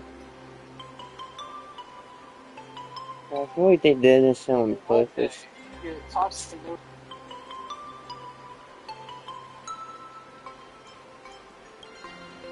Little old me was once a tall, mighty, and majestic giant. Of course, that was back in the Cinder Age. So you're basically an antique who knows a bunch of old secrets. What corner did they dig you out of? From a block of ice. It is sad how a giant block of ice melts into tiny pieces over time. I have forgotten the names of most of my friends. And I have not tasted a crispy, charred Void Ranger in a long, long while now.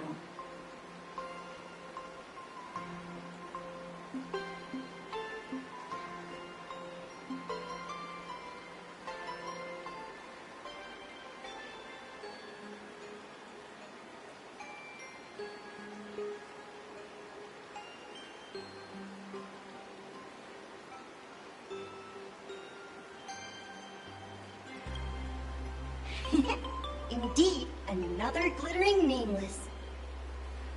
Another? How's that? That is a secret.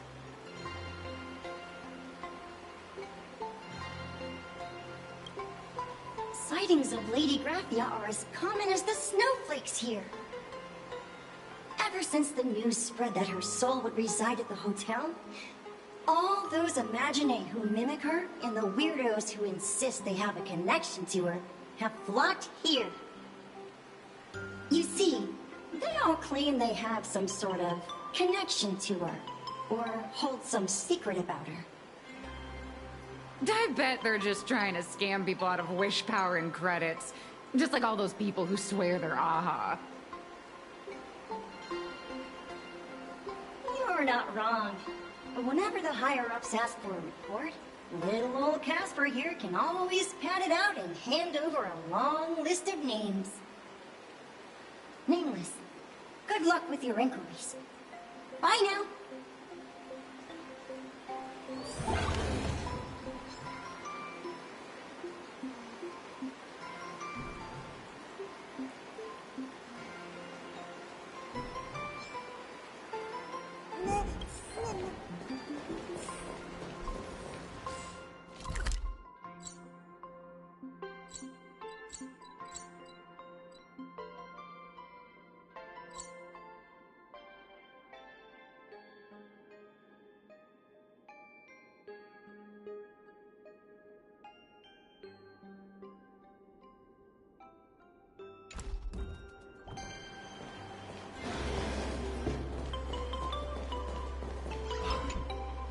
You can see me, and I shall hide no longer.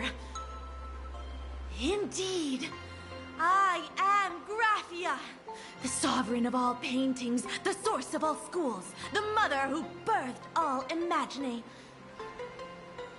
Unfortunately, my wish power is spent, and I can no longer weave my imagination arts. But you and I share a fate, with just a few wish bays to aid me. I am Graphia. If you're giving away wish bays, you should give them to me. No, I am Graphia. Does this red armor not make it obvious?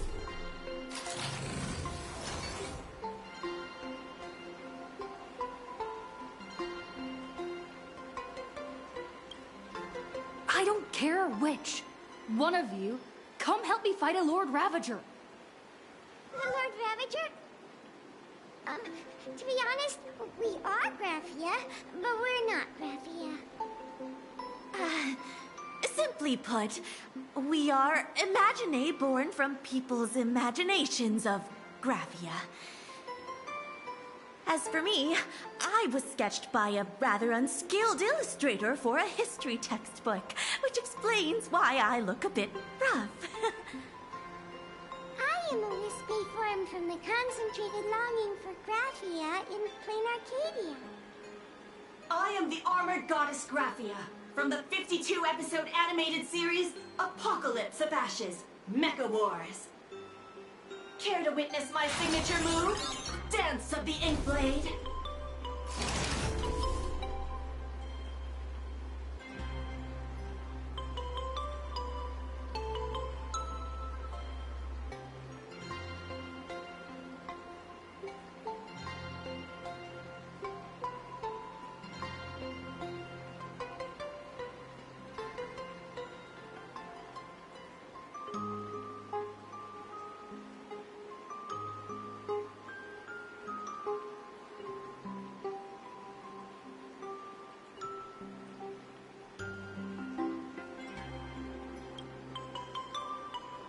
If you're looking for the real Graphia, I'd suggest you give up.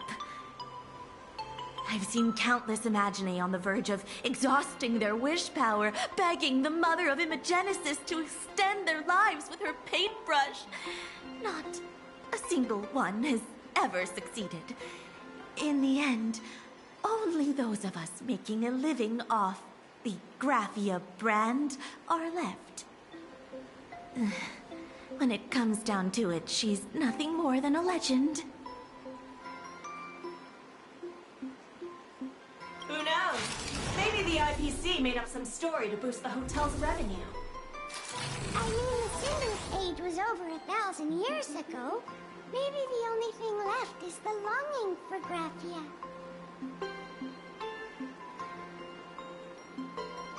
There's one very simple way. She created all Imagine with her brush. Word has it, she waits at the end of the world in canvas to see off those whose time has come. But every Imagine who has seen her is, of course, dead. So dying is the only way, huh? These three aren't just fakes. They're also wackadoodles.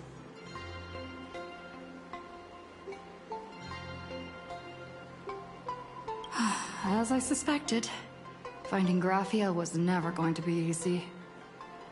Besides us, there are plenty of ancient Imagine living here, ones that have long gone extinct elsewhere. Some even claim to be original works by Graphia herself.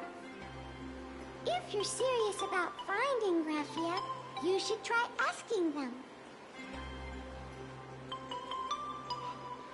I heard Graphia is still here in this hotel.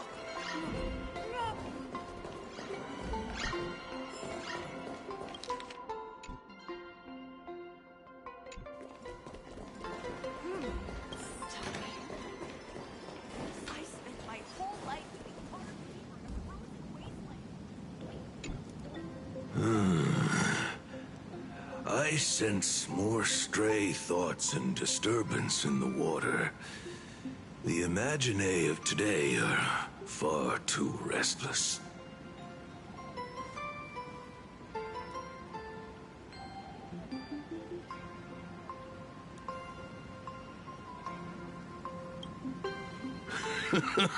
Yes, yes. This old soul is just scraping by with what little talent I have left. The humans here call me Sudscour, a filthy name, but fitting for this frail and wretched form. Are you here at the hot springs to wash away your stray thoughts? Or just to chat with the last Kappa of Ahatopia? Well, as you see, my kin have either been swallowed by the muddy currents or have fled into the canvas. Long, long ago, my people lived in every river and pond in Ahatopia. We tended the crops for the artists, and in return, they painted our descendants into existence.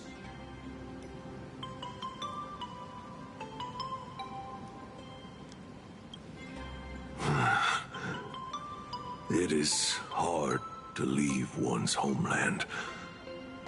Even when my kin have entered the canvas, even when the waters here are no longer clear, and even when the new Plu tribe has replaced us, this is still my home. It needs someone who remembers the old days. As long as I remain, the Kappa line is alive.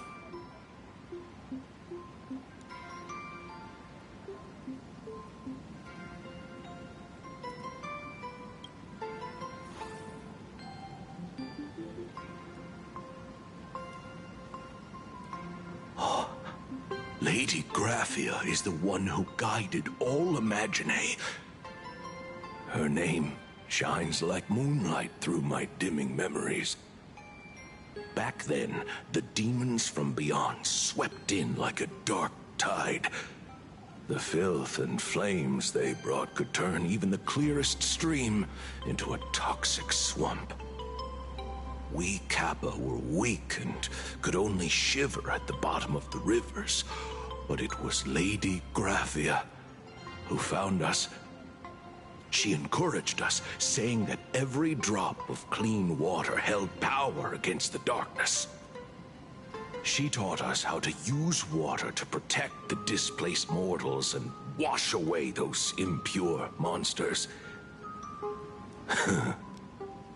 Though our impact was limited, that was the most heroic era for my kind.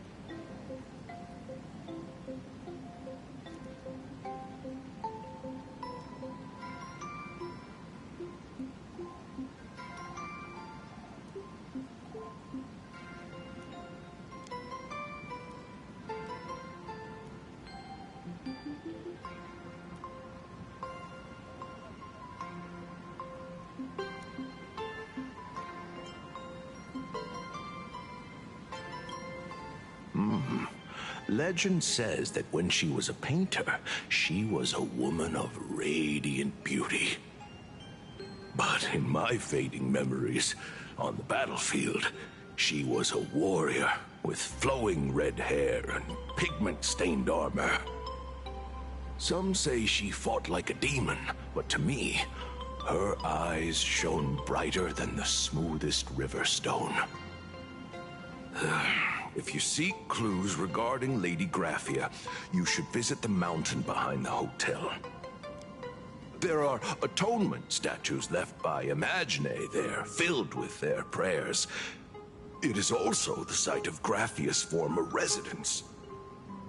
Casper likes to wander around there. He is a strangeling far older than I. Perhaps if you play in the snow with him, he might show you the way.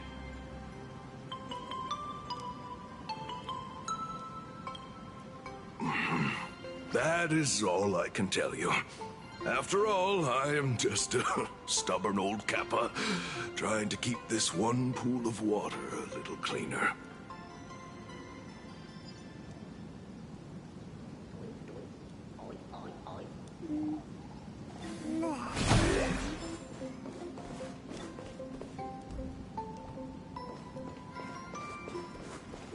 Please don't linger around here. This glass of milk reminds me of my grandma.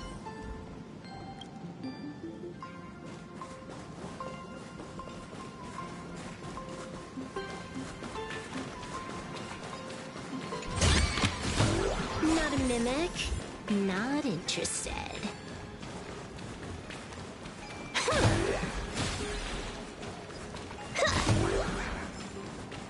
Please don't linger around here.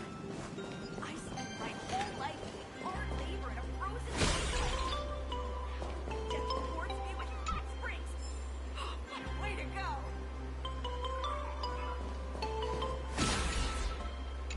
There's my life around.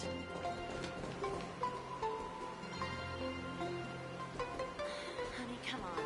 We've been dead for a while already.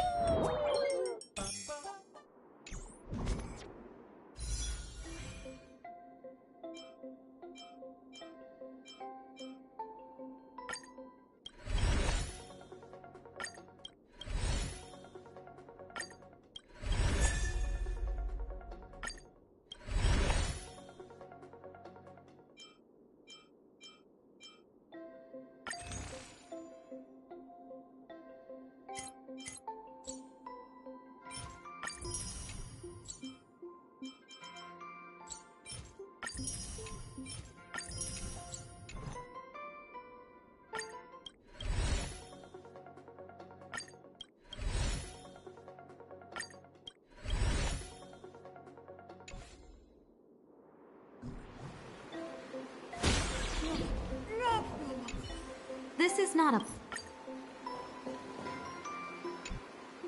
So, you're here looking for Graphia's whereabouts on behalf of that Intellitron executive. I think it's unlikely that the mother of Imagenesis will see her.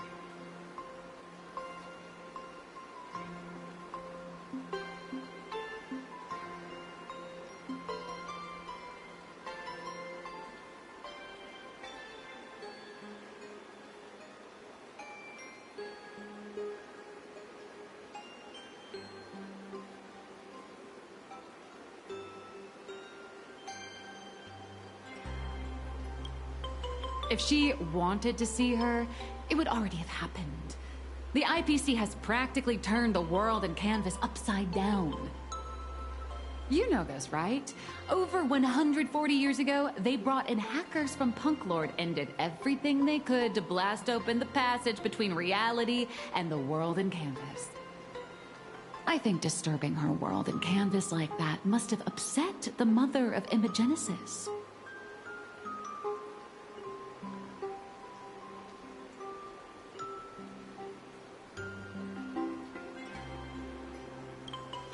A friend of Graphia's? Just how long has that person been alive? So that friend wanted you to find Graphia, but they didn't tell you how.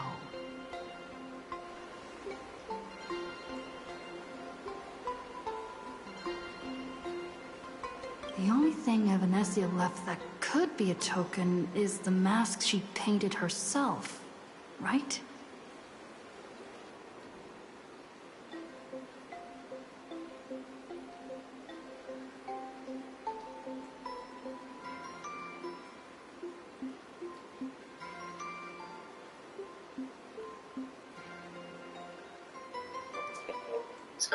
You tell me that we can do syncing dialogue and have a 9 Genshin. Okay, cool. Normally, I'd suggest you play that little snow puffball for info.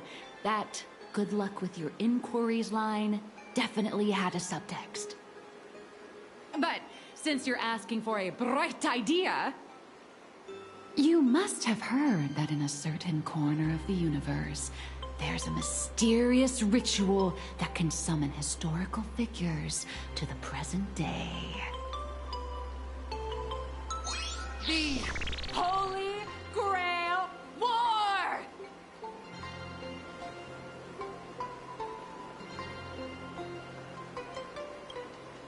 Oh, right! That was your big adventure in Penacony. Oh, how nice. I hope Plain Arcadia holds one too. Then I don't need to explain the method. First, we need a catalyst. Do you have Graphia's brush or palette? Doesn't look like it. No matter, Miss Kalt has got you covered. We use leyline resonance. This hotel is built on Graphia's former home. It still has a connection to her, like that vibrant golden tree.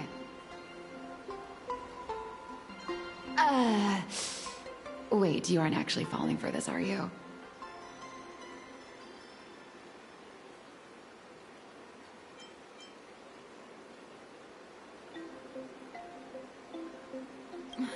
Sorry. I was just trying to lift the mood.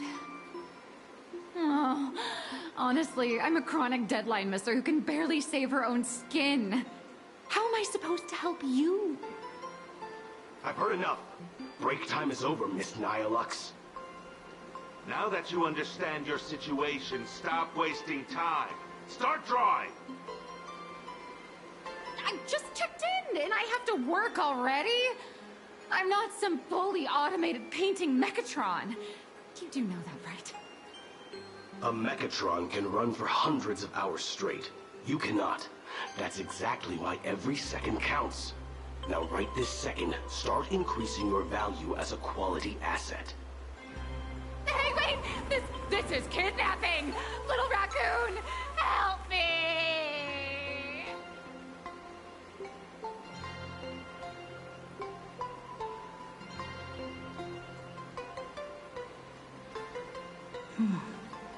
Nihilux has a point. If that Casper guy is a survivor from the Sindarth Age, maybe he really does know something. Anyway, I'll start by asking around here.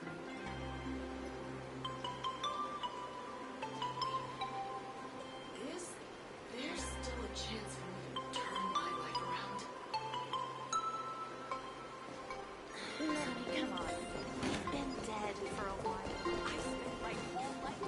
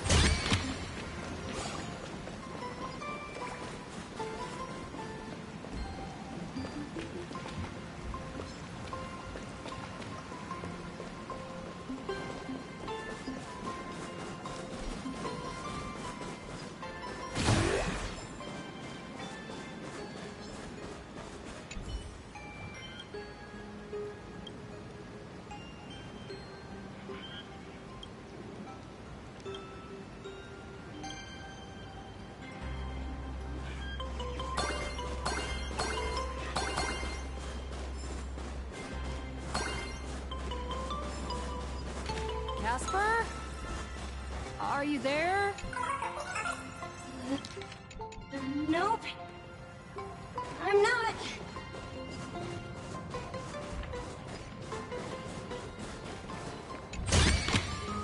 Not a mimic. Not interested.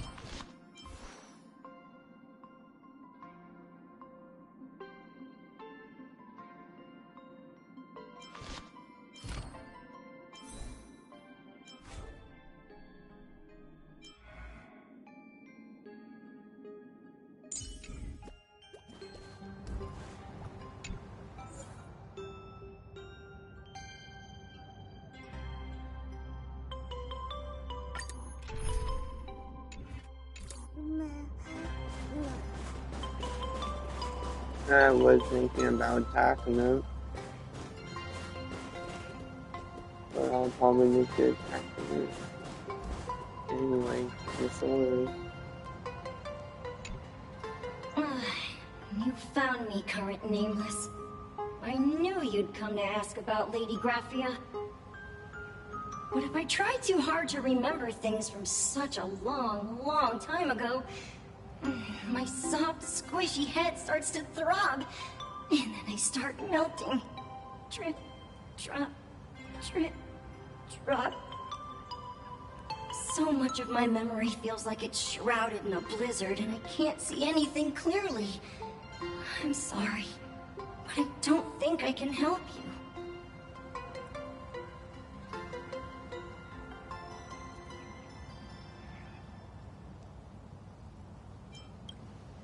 A snowball fight?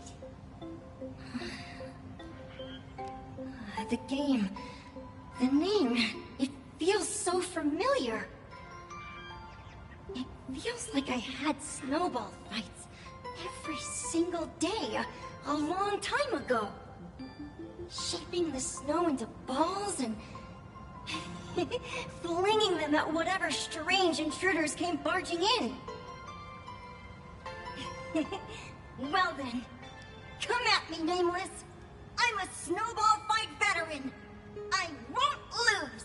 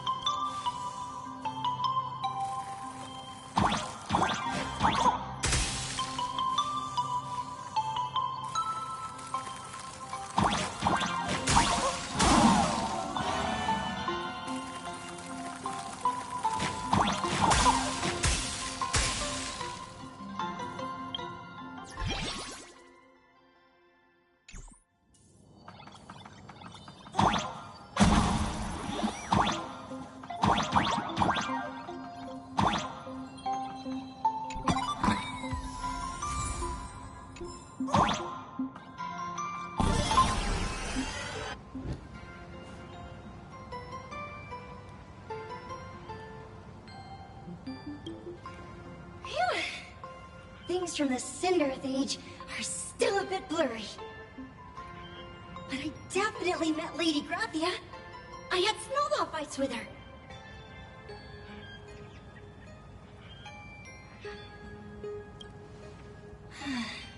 She was a great painter who led us in snowball fights. She'd even paint portraits for everyone. Back then, when we wanted to see her, we'd go to her doorstep, light the ground lamps, and shout, "Snowball fight!" Then Lady Graphia would poke her head out of the window upstairs, unfurl the scroll, and whoosh! Slide right down into the snow.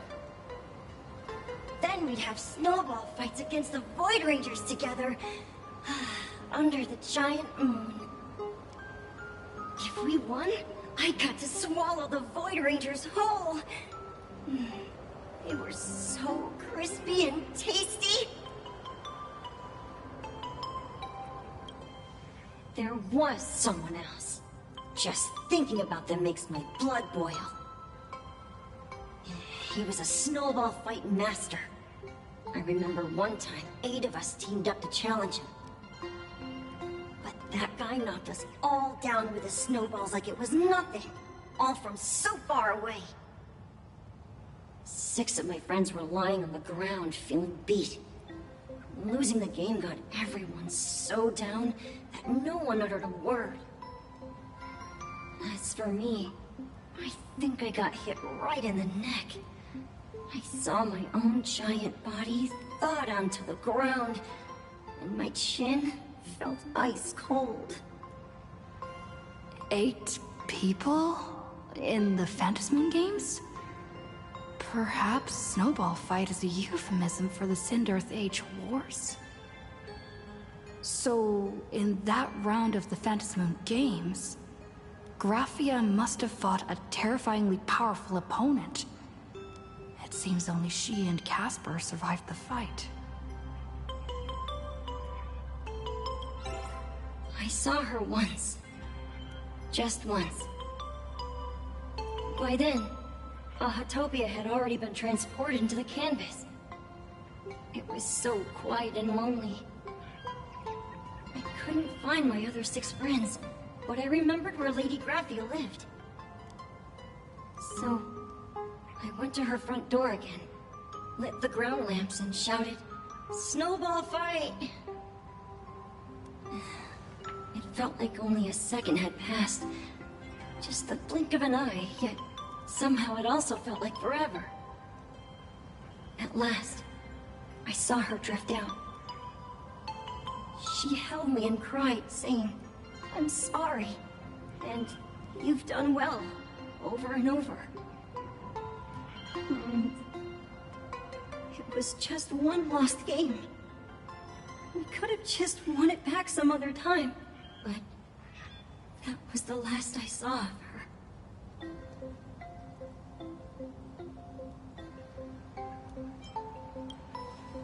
Why are you saying that too? It's making me feel all strange. That's about all Casper can remember. If you're still up for fun and games, come find me for another snowball fight sometime.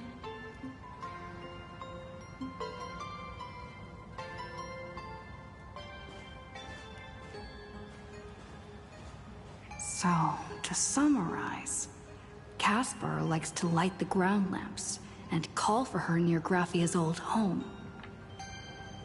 Now, where can I find those ground lamps?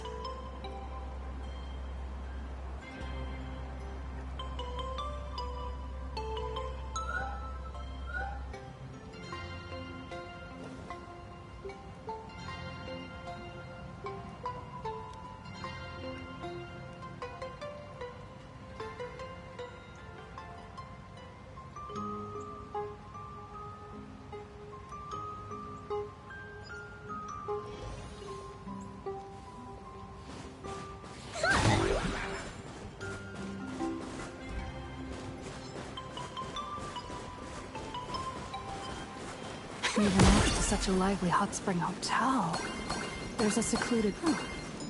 These atonement statues all look like small animals. I should find...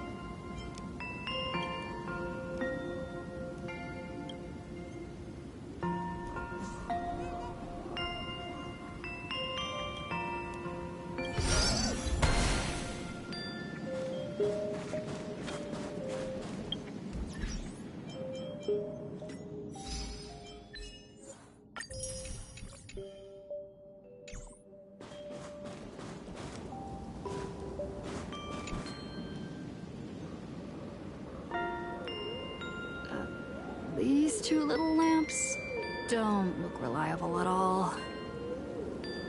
Whatever. It's not like I have any other way.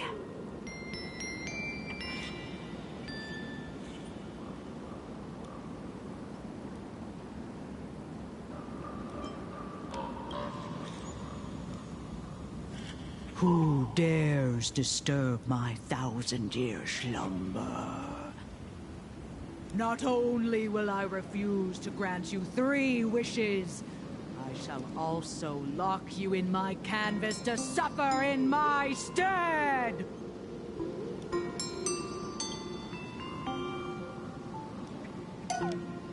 Thanks for the invite.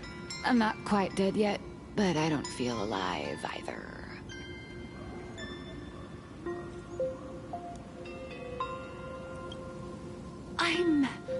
I'm testing the deadline.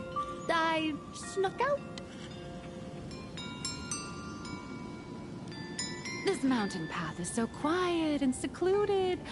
Ooh, what a great spot for a night stroll. Listening to the calming sound of the springs. Who knows? Maybe my inspiration will flow again like these waters.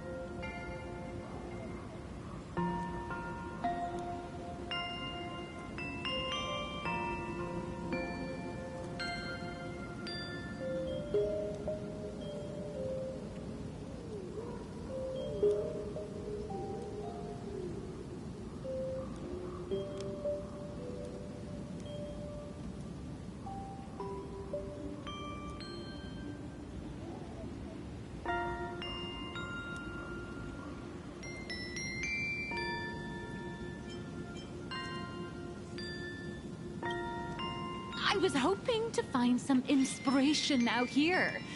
With those two goons breathing down my neck, anyone would hit a complete creative block. Look at this old stone statue! Ooh, doesn't it look like Hemicat? I just reached the real versus fake Hemicat arc in my comic. Let me pay my respects. Maybe Graphia will bless me with enlightenment. Miss Colt, when did you sneak out? That was fast! I let my guard down for just 1 second, and corporate asset, I mean Miss Colt, escaped. Now that's scary. No way are you running away and taking our jobs with you. Good thing this kind lady spotted where you were headed. Otherwise, you might have slipped away for real. Let's go. Back to the room to finish your work. Come on, not again! Little raccoon! Help!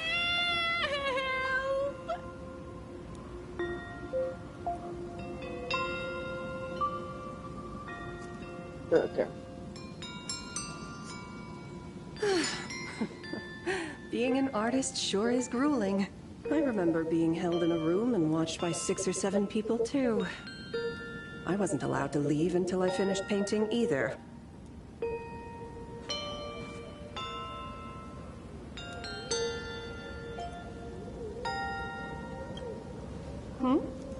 You're asking me? Weren't you the one searching so desperately for me?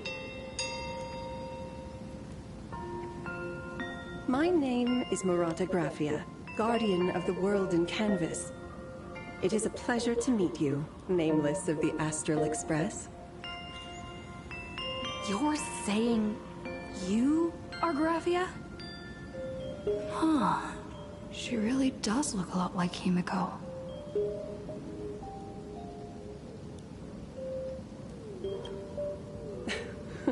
Child, you were the one who lit the ground lamps, were you not?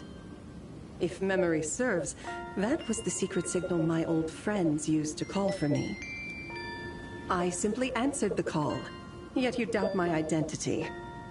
How strange. Let me think. I believe I know why you've come to find me. The arbitrator of the Phantasmoon Games asked you to tell me that our old enemy, the Demon Lord from Beyond, has returned. Am I correct?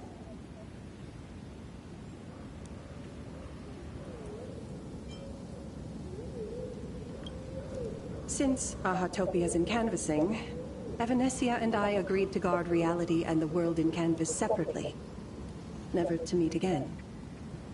But over the past 1,000 years, I often hoped we might reunite in some way.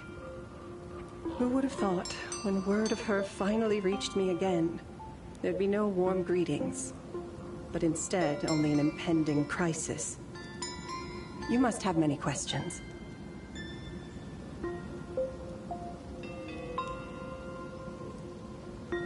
My, you certainly have a lot of questions.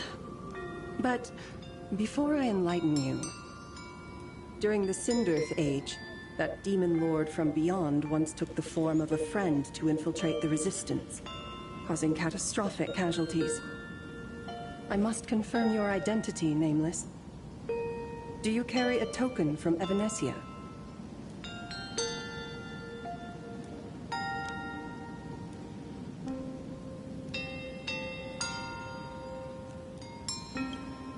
She painted a supplicant's mask for you.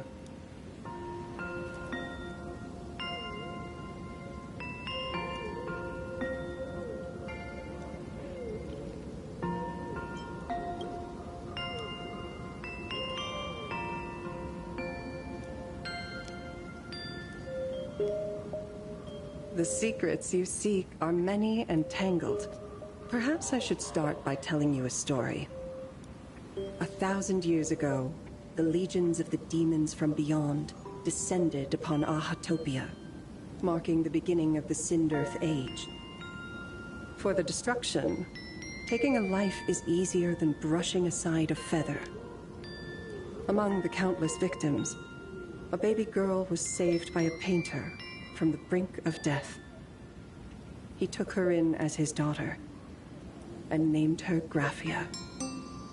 To protect his daughter, the painter kept her confined to their home. While the fires of disaster swept across the land, Graphia lived in seclusion. Until one day, a falling star streaked across the dark sky, and a deafening roar shattered the silence of the wasteland. Unable to contain her curiosity, the young girl slipped out of the house to follow the sound.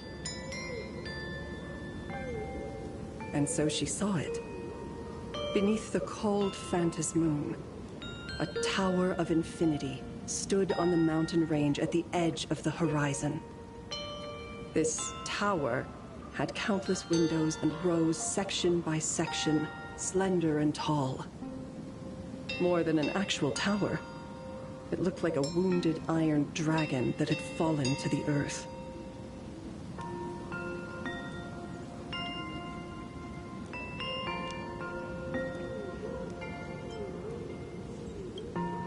Indeed. That tower, which stood only for a moment, was the crashed Astral Express. And Graphia's family name, Murata, came from the wondrous sight she saw.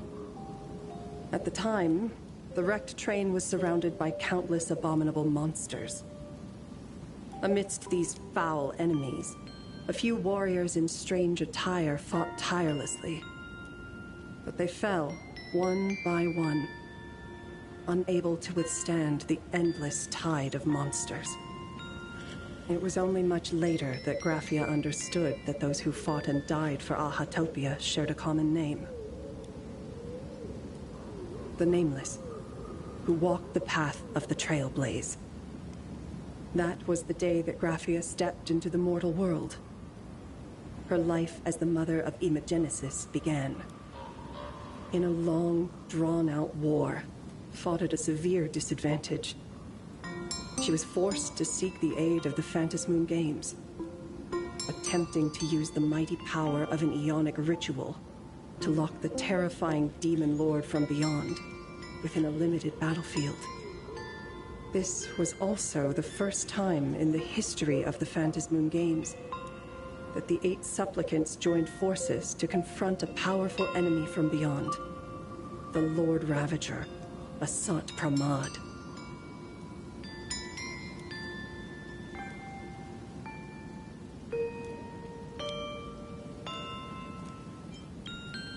She lost.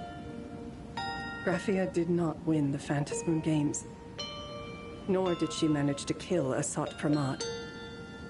In the final days of the Sindirth Age, she gathered every ounce of wish power to paint the world into a scroll. Using herself as a nail to steady the canvas, she sealed the Lord Ravager outside.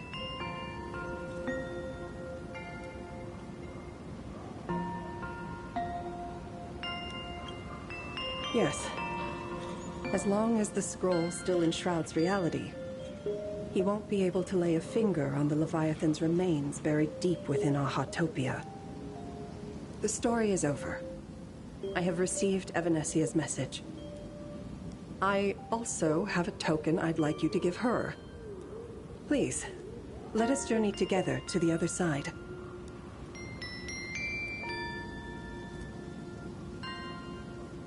So, are we leaving right now?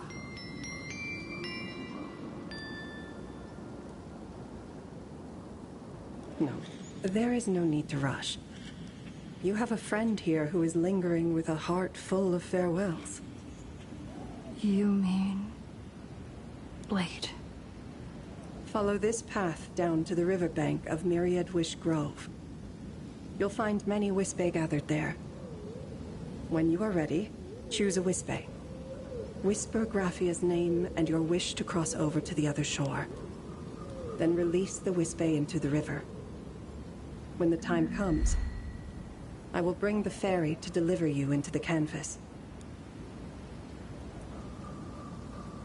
Graphia vanished? How elusive. Anyway, I should head to the riverbank of Myriad Wishgrove first.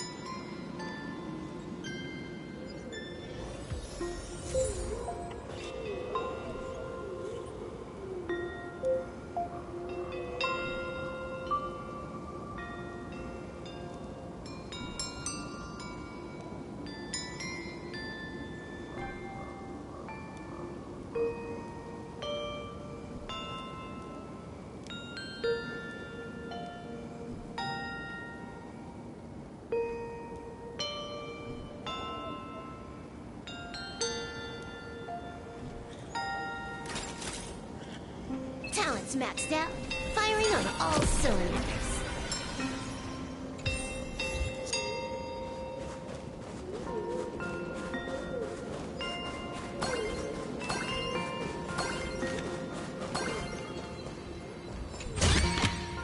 Not a mimic, not interested.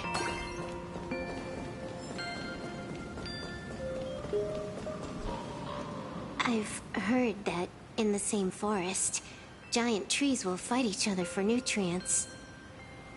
How about this? We just feed Shuhu to that tree in the courtyard. It would save us a long trip. Say something. Didn't know you were a forestry expert. I'm not joking. I'm serious. If the Elwood absorbed another emanator of abundance, it would likely bring about an even greater catastrophe. Right now, there is no other option besides the Veracity Husk. If the abundance grows too strong, the Ambrosial Arbor loses control, and the Arcadia is doomed.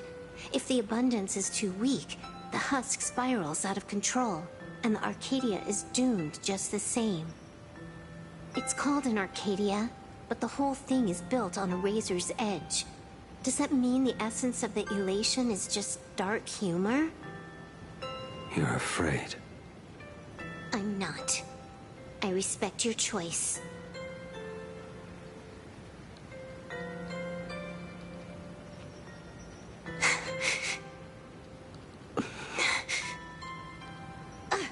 Fine. You're right. I'm afraid. So what? You don't think I know what that Xianzhou person meant? 1 in 10 chance? There is no chance at all. Listen, I just can't stand by and watch one of my kin sacrifice himself. Kin. What else? Friend? Colleague? Playmate? The guy who carries my bags when we go shopping? I suppose all of those fit. Fit? How? Sometimes I can't tell if you're actually dumb or just playing dumb. I hear you. Just assume it's the former. Simpler that way. My mind is made up. You should understand. Misplaced emotions will only cause the mission to fail. You really are just playing dumb. To be honest, I'm the same way. If I could see Firefly cured of her illness, Kafka finally finding the heart she's looking for, and that girl reclaiming her future, then I'd be willing to pick up that level 999 cartridge too, even if it means becoming nothing but a shadow of the Dark Zone. Don't.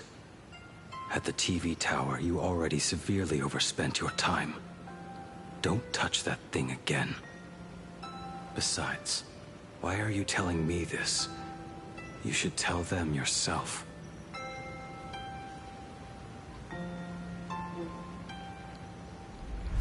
Because just like you, I'm a total, stuck-up softie. Happy now? Feel better?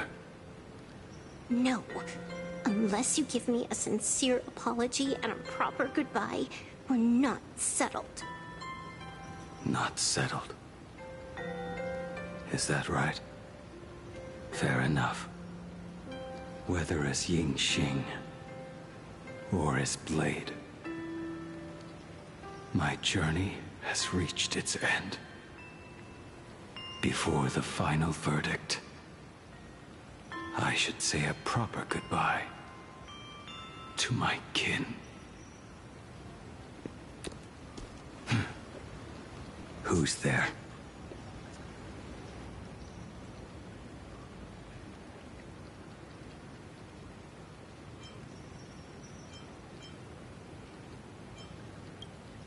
Next time, it'd be better if you didn't try to sneak up on us like that. I knew you would come.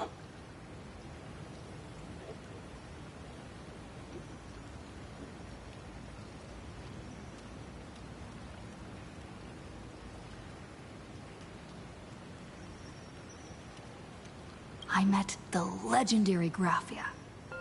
She told me a way to enter the world in Canvas. If we simply chant her name and release a Wispe into the river, she'll come to ferry us. A legend from 1,000 years ago. And she's actually still alive?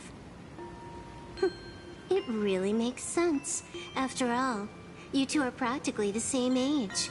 Knowing that gives me a bit more hope that you can actually make it back. Then let's begin.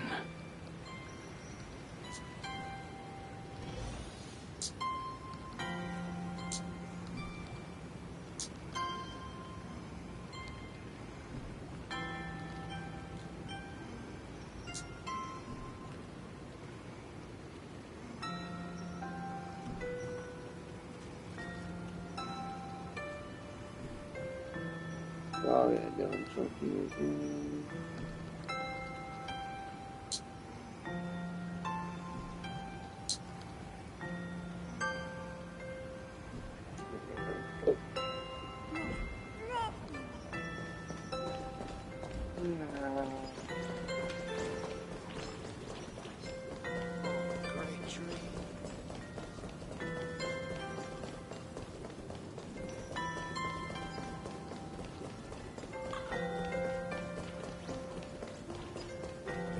That's annoying.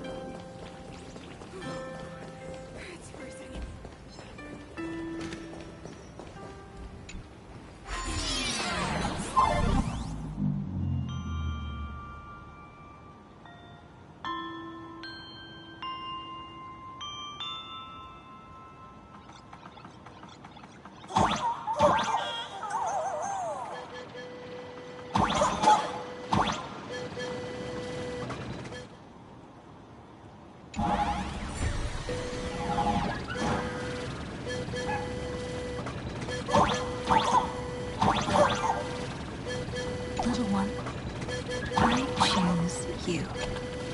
Everyone, let's go find Graphia! World Canvas, here I come! I should do it. Right?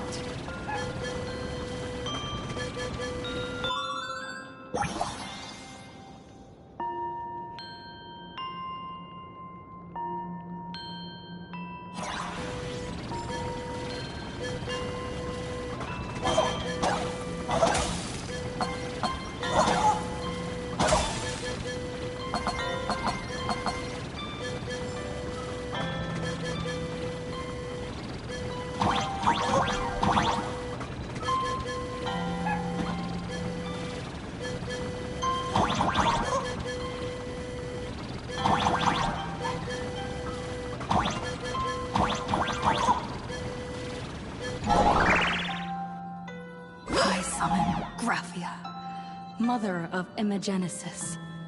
May she come forth and deliver us into the world in Canvas. No Wispe were harmed in the making of this operation.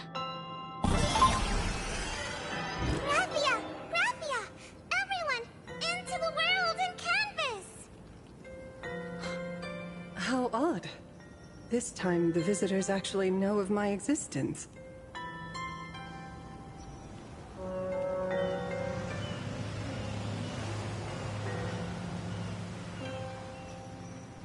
Strange. Why is the boat coming from downstream?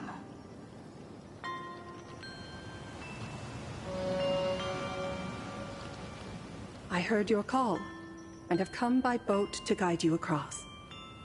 Greetings, travelers who seek to leave the mortal world behind. It is a pleasure to meet you. Oh? Not an Imagine, but someone here to settle the past and family members seeing them off? I guess so. The power of abundance. What a nostalgic scent.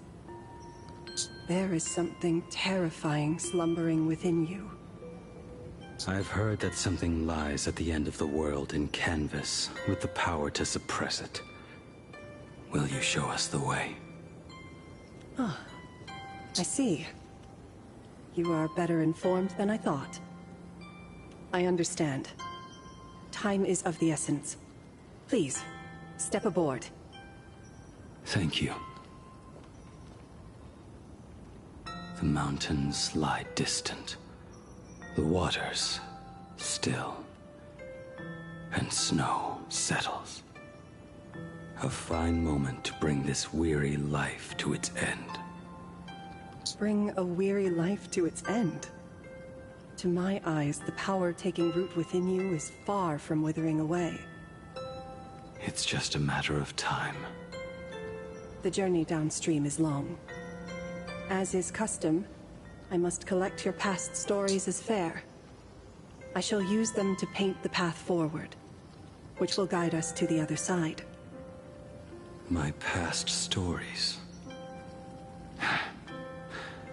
I am not much of a storyteller. There is no need to weave your thoughts into a complete story. A single memory, a single breath. These too are parts of your past. Only by letting go of the past can you truly set forth with an open heart. Is that not so? Go ahead. Say something. I'm curious too.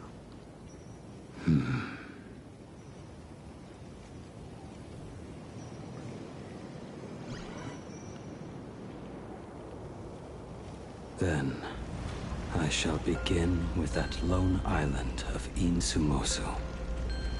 It was a desolate wasteland, untouched and forgotten.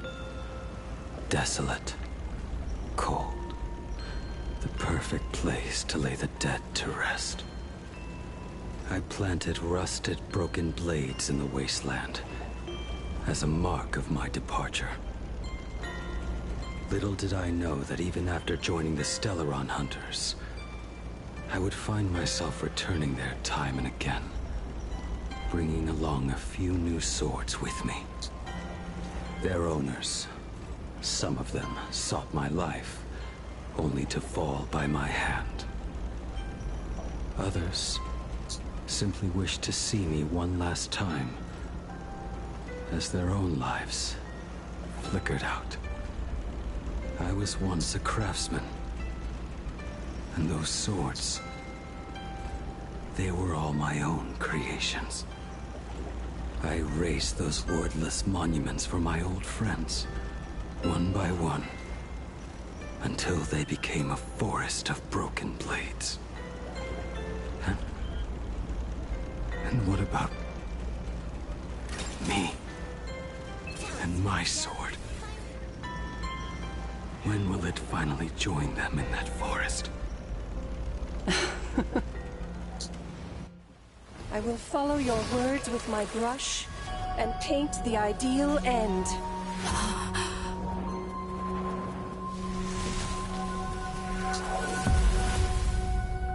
Sword barrier.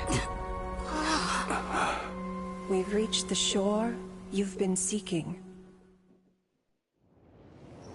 What is this place?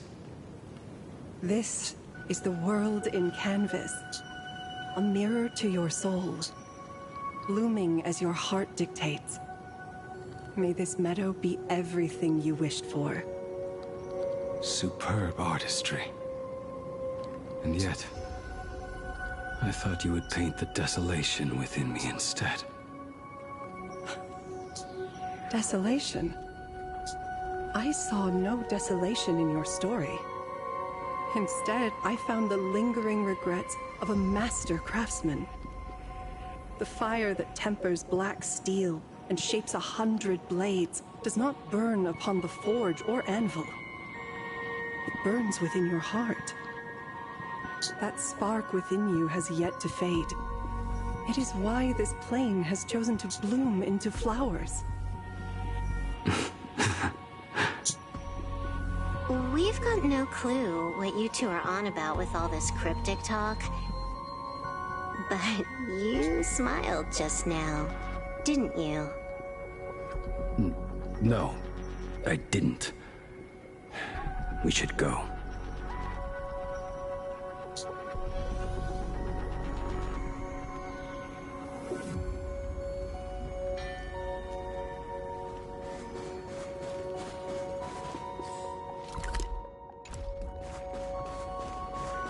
He finally smiled. I'm actually the one who can't even smile. This sucks.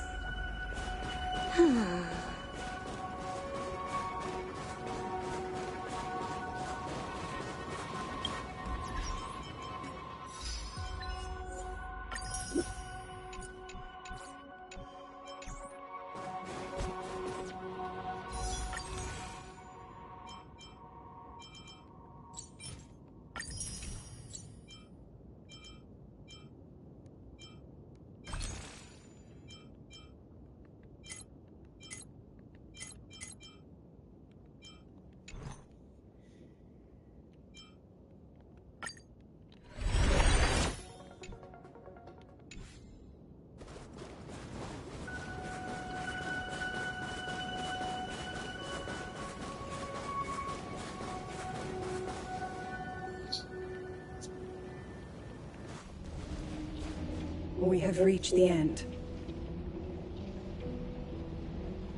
That blue maw. So, this is it.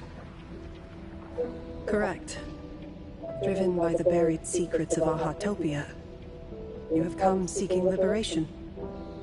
And now, I have shown you the silhouette of the beast's maw. If you should find a way to get out, I ask that you swear to keep this secret.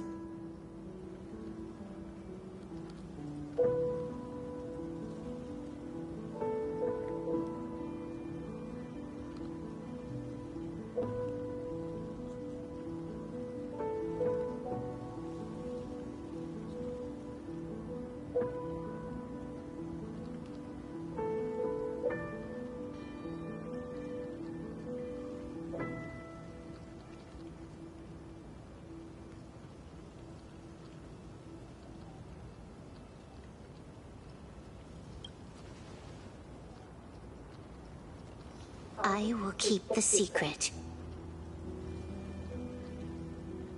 That blue maw, can it truly consume the abundance?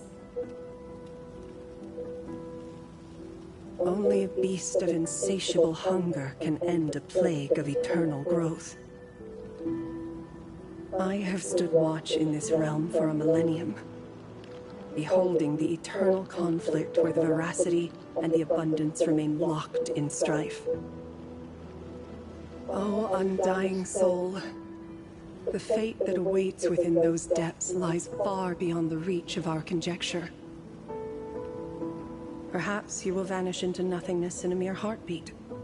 Or perhaps you will endure a millennium of gnawing, constantly regenerating only to suffer once more, with liberation remaining an elusive dream.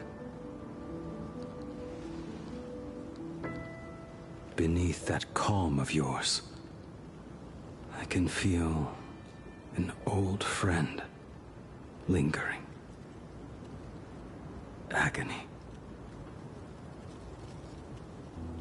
This is the price I must bear for becoming one with the canvas.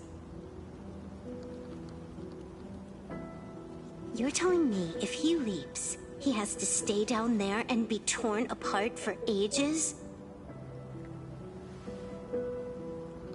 I'm not not okay with this. Yao Guang never said anything about this when we went over the plan. I have lived for nearly a millennium. I stopped wishing for a swift end a long time ago. If the Leviathan does not consume me utterly, then I am still alive.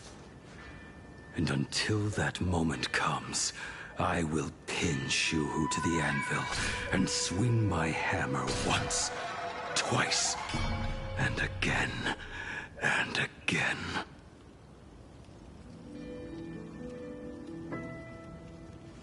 Is there really no other way?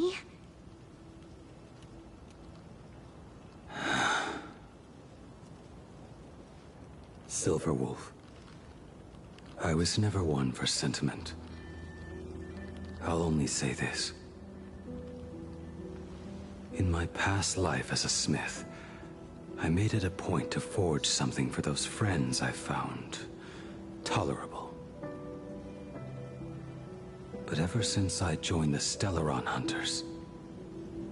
Oh right, I get it. You want me to go back and take apart that box Kafka uses as a footrest, right?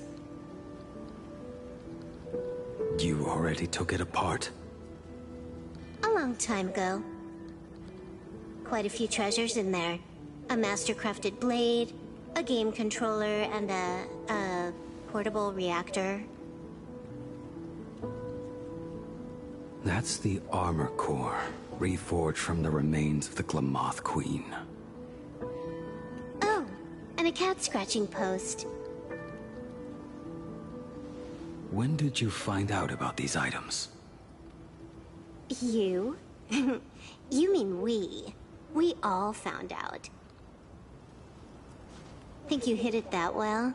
Please, give me a break. We're a pro team, you know.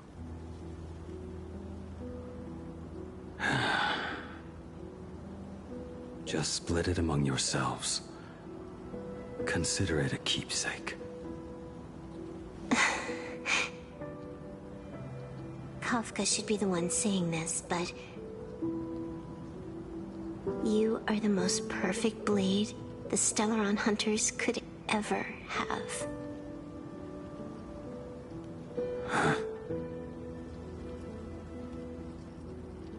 Just a broken blade. That is all.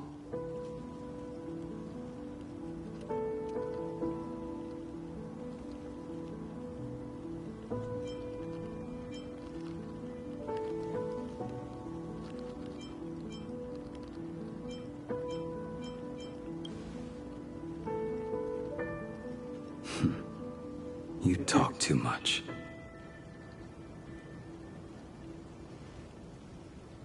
Before you go, you have something to say to her, too, right?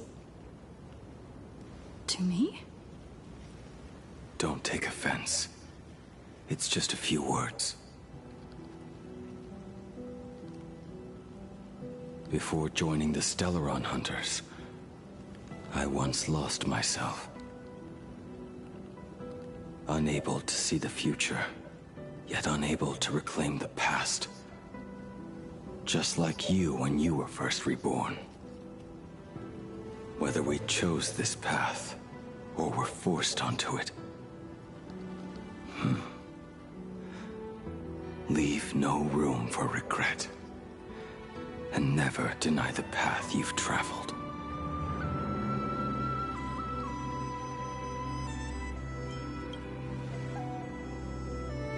Then, let it be.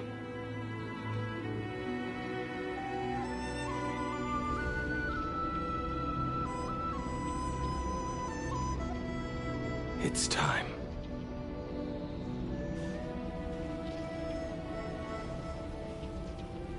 Do you still remember that passphrase?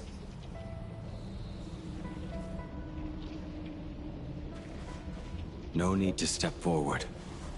Just recite it in your head. 3 of a kind. 2 of a... 2 pair. Ace. Go.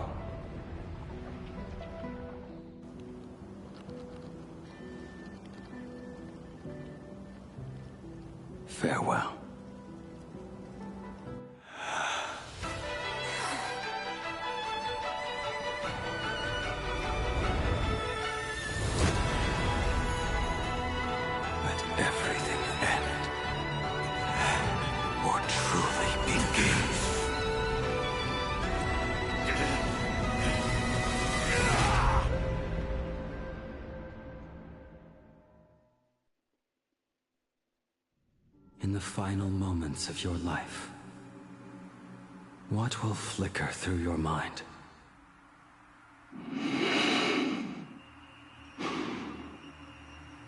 The devouring. Has it begun? How much time has passed?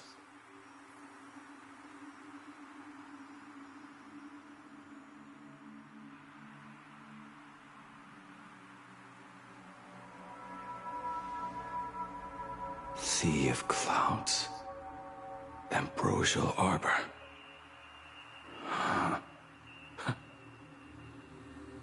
To think that with death so close, this is the scenery my dreams would conjure.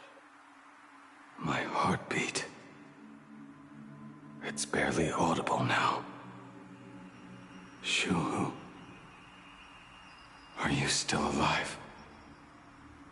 Am I still alive? Finally woke up, Yingxing? Master. I am sorry. You have the wrong person. I am not Yingxing. Huh. A lad your age, yet your head is more muddled than mine. You're talking nonsense in your sleep, boy. It has been ages since we last met. Tell me, have you let your craft go to waste? Your master wishes to see what you can do. Not a sweet dream of toasts and laughter, nor a nightmare of clashing steel. Instead, it is a dream of returning to the very beginning, to confess my sins before the master who taught me everything. Typical. This is a standard issue sword I forged for the Cloud Knights, back when I first began my training.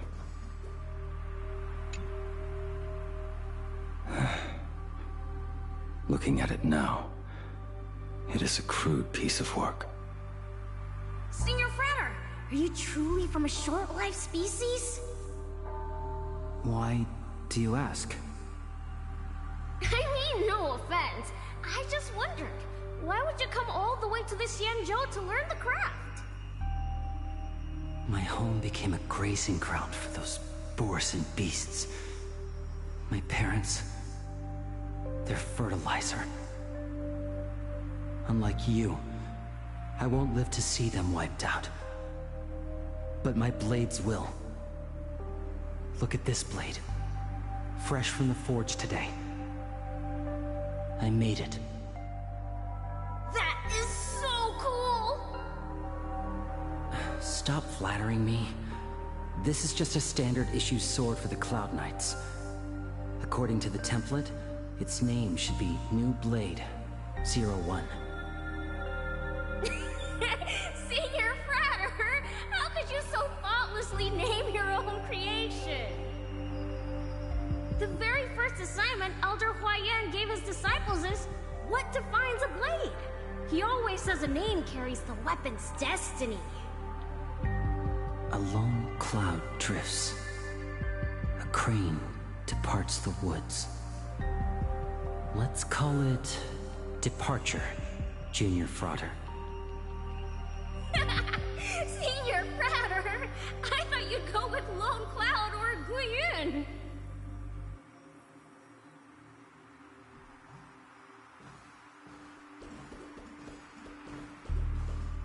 Bai Heng. And that bow I forged for her.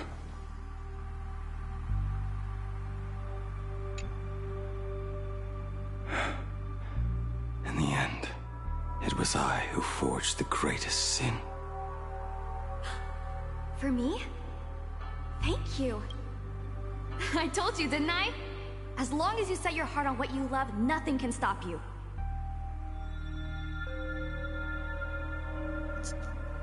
Sweet must.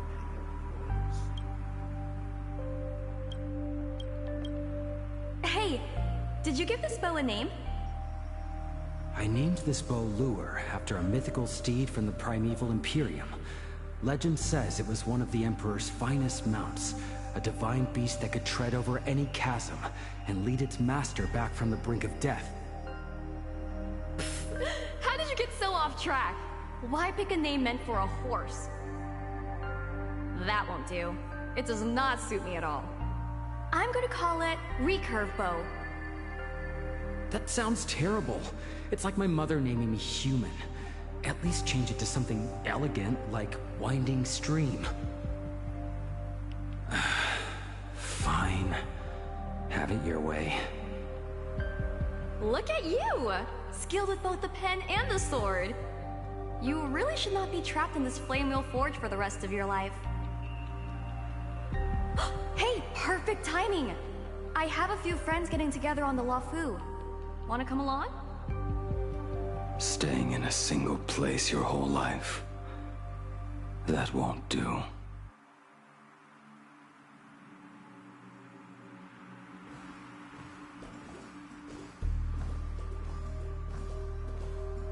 Jing Yuan's Devastator Glaive.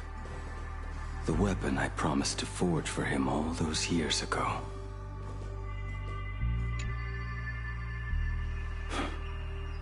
Old friends have drifted across the stars, but he remains. A genius. I suppose Master Jing Li's swordplay should be no trouble for you then. You little rascal. Do not try to act like my senior just yet. I am from a short-life species. Xianzhou's swordplay takes hundreds, even thousands of years to master. I simply do not have the time. I heard your bold claim. I'd rather leave this world in a blaze than live until the end of time. It seems you think little of us Xianzhou people, then? My, the future sword champion has sharp ears. It was just drunken rambling. Don't take it to heart. It would be a waste to throw my skills away on the battlefield. You go to the front, and I will forge the divine weapons for you. It is a promise. All right, deal. Then I want a Devastator Glaive, 4 meters long, decorated with green silk, and you should engrave the blade with cloud patterns. Or maybe lightning. Wait until you have grown a bit taller. Then it is settled. When the time comes, you shall arm each of us with a weapon of our own. Let us face the fires of war in your place, and handle all that tedious business on your behalf. Come, friends, drink up. We 5 come from all walks of life, but here and now, we are one. Together, we shall bring glory to the Xianzhou, and peace to all who dwell beneath the stars. By the rainbow and the 10 lords, if I betray our bond, let all of existence hunt me down.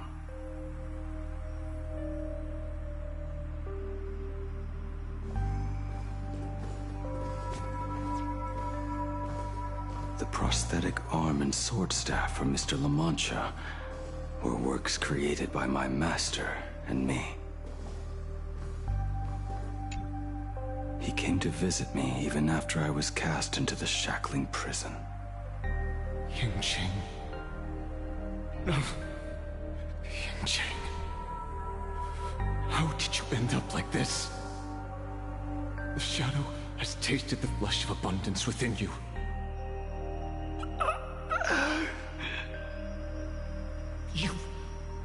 You cannot even speak anymore. Yanqing, look at me.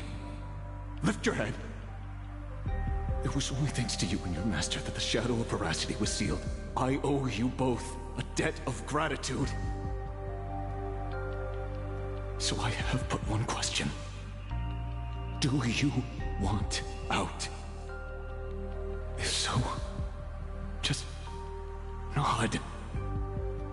There is always a way out. Just give the word, and I will carve a bloody path to get you out. Right now.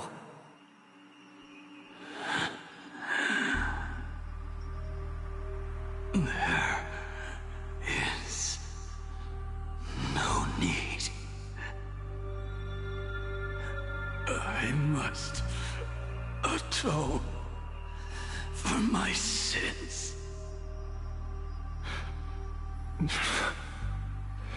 Perhaps if I had taken you away from Flamewheel Forge back then, your fate would have been entirely different. I respect your choice, just as I did all those years ago. Pity. So much in this world does not go as we wish.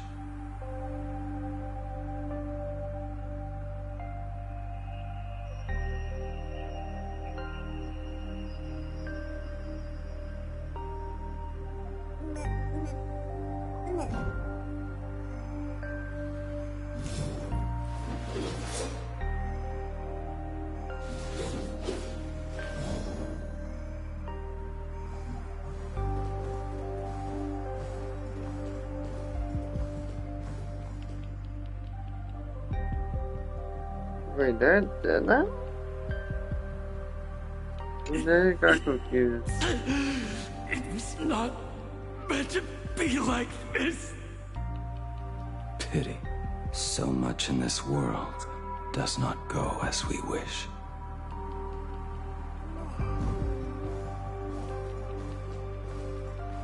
Okay.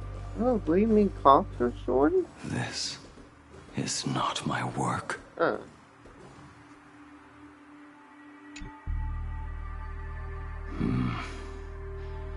This was where my life as Blade began.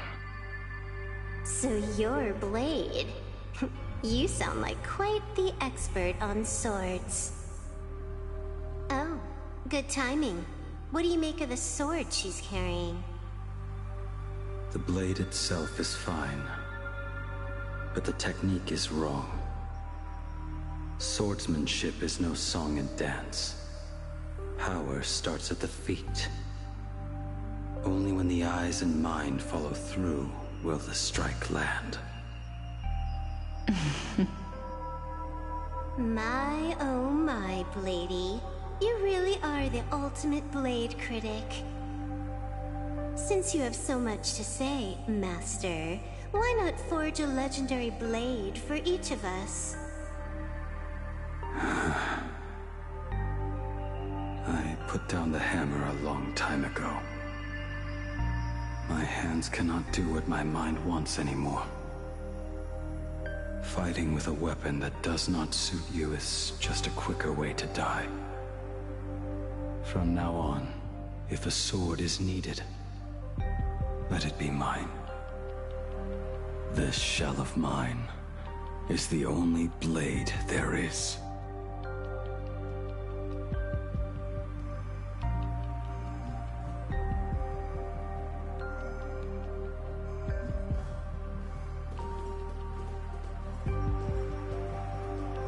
A weapon given by Ying Xing to an old friend. But we are no longer who we once were to each other. Who I am does not matter. What matters is, do you remember this weapon?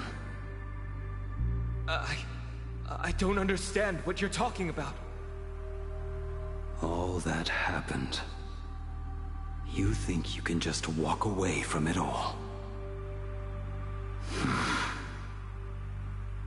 You would do well to keep Cloudpiercer by your side.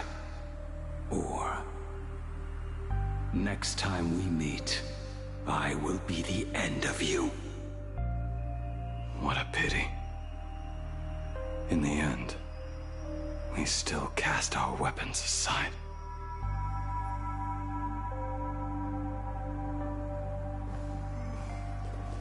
Apprentice, come here. Finally. Is the end in sight?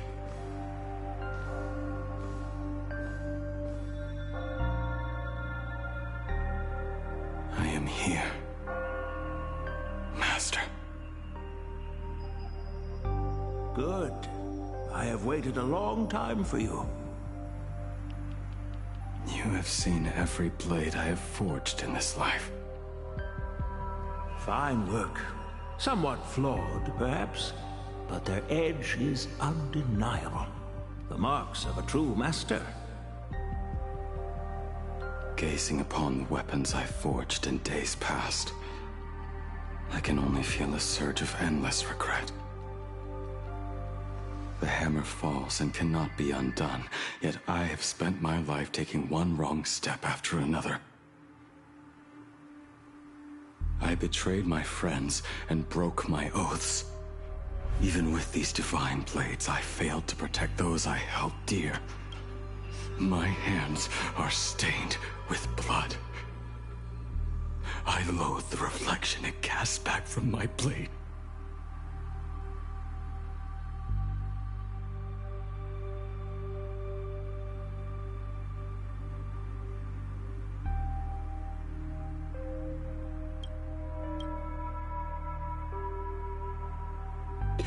But what weighs heaviest on my soul is the debt I owe you, Master. In this life, I fear I will never have the chance to repay it.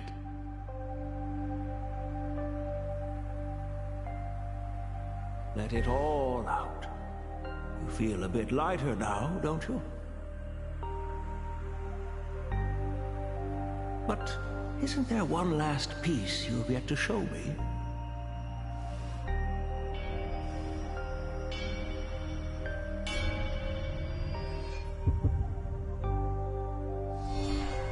It is yet to be named, has it not?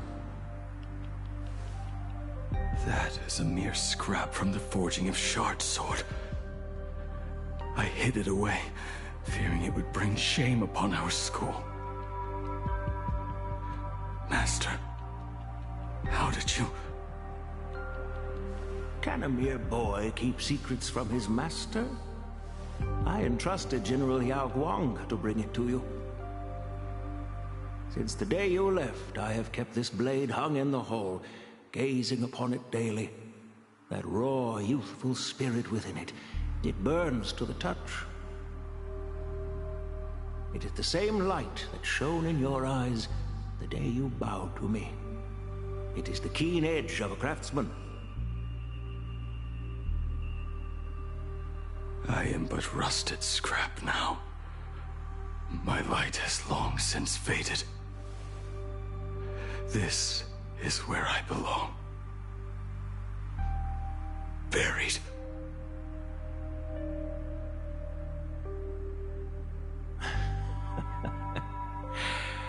Crushed ore, old materials, rusted iron. As craftsmen, we spend our entire lives in such company.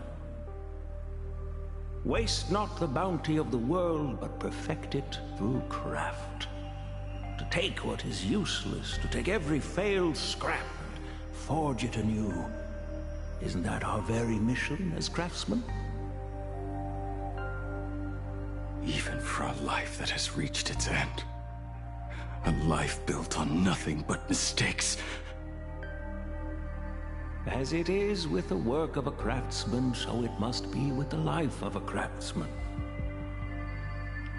Do you still remember the question I once asked you?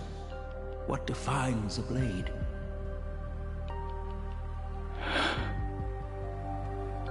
The answer already lies within you. Go now, and forge it anew.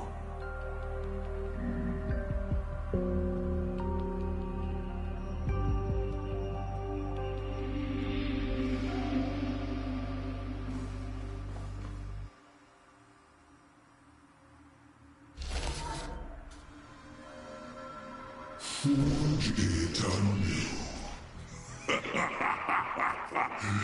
Interesting. Now I wish more than anything that I could just live a bit longer. Lin Chi himself said that back when he was nearing his end. Shu. You fought me all this time and leapt into the Leviathan's maw. Nothing more than a bid to drag me down with you. A pity, truly. For so long as a single soul in this vast world prays for abundance, I shall return to bestow my grace. And now, I have come in answer to your prayer. Within the Leviathan's law, I shall grant you 1,000 years of agony, as your flesh will be remade, only to be devoured again and again. You shall find no release. Is this not exactly what you call forge it anew? Poor child. You and the Cienjo citizens are always so short-sighted.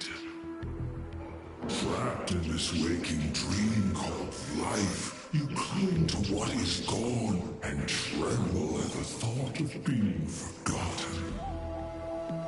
Yet when I come to carve through your flesh and awaken your minds, you spurn my beautiful gift. You were once a master craftsman. You should know best about the beauty of shaping. I can grant you the power of reshaping life and death, bringing those you loved and lost back to life. Let your friends return to this world again and again, giving you the chance to right every single wrong. Righting wrongs. You mean by carving out more walking husks like me? Things that crave an end they can never reach? That is but a fleeting pang, a necessary tempering on the path to eternity. If you persist in spurning this gift, this law shall become your prison for all time. Your body will churn for millennia, caught between being digested and reborn. Every inch of your flesh will remember the agony of being ground to pulp, until your very will dissolves into nothing, leaving only a hollow husk that can cry out my name. Are you done talking? Do you truly believe that I am the only prisoner here, Shu-Hu? You are the one bound most tightly by your chains. For so long as a single soul in this vast world prays for abundance, I shall return to bestow my grace. You are nothing but an echo of them, a slave trapped within your mission of compassion. You mock our obsessions. You are Yao Shu's most pathetic prisoner. Are you trying to provoke me? No. I am pronouncing your sentence. I never dove into this abyss for the sake of a mutual end. I came for forging. As long as you cling to life, you must keep reshaping this body to fight back the gnawing from the veracity. And that struggle is exactly what I want. Let the maw of this Aeon husk be the furnace. Let our undying flesh be the iron. And let death, 1,000 times over, be the hammer. Right here, I shall forge and recast you again and again. Not to destroy you, but to create a cage that can hold you prisoner for all eternity. And the thorns of this cage shall forever be aimed at that savior who branded you with your mission. Yaosha. Are you ready? To turn your vengeance against your god?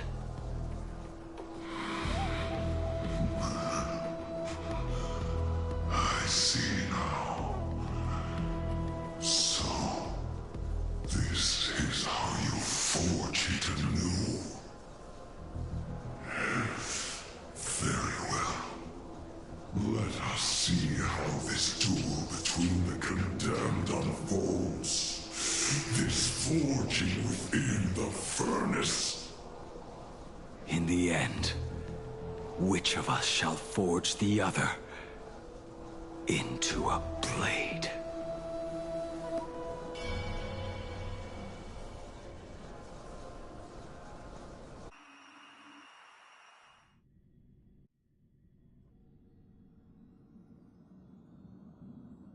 When reunited with family after a 15-year separation, 22% of organic life forms will weep and embrace, whereas 59% will exhibit indifference or outright rejection.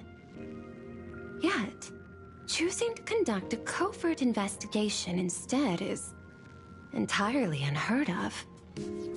You harbor suspicions regarding Mr. Ryusuke. Why is that, Miss Himiko? Before Star Rail Fest began, I stopped by his office to look for the family's records on the Phantom Moon games. Out of concern, or perhaps curiosity, I leafed through his portfolio. The artwork was magnificent, with each piece serving as a microcosm of a different planet. That was when it suddenly dawned on me. 5 of the worlds he captured in these paintings are now gone. Lost to the fires of war waged by the Antimatter Legion.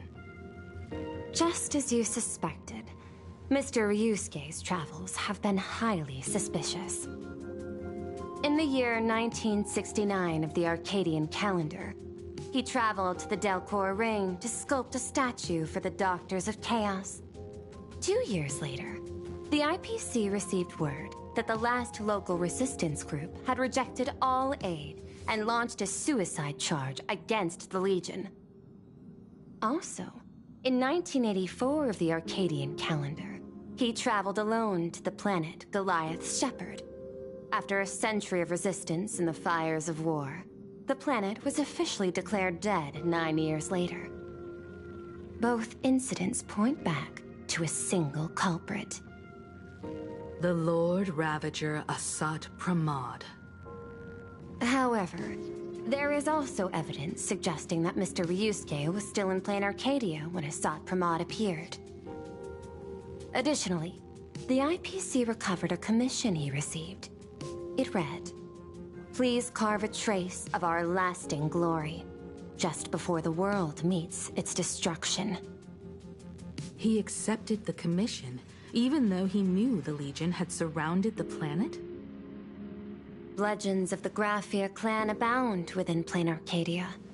To this day, many believe the Weathering Curse is a scar seared into your very bloodline from Graphia's struggle against the Legion.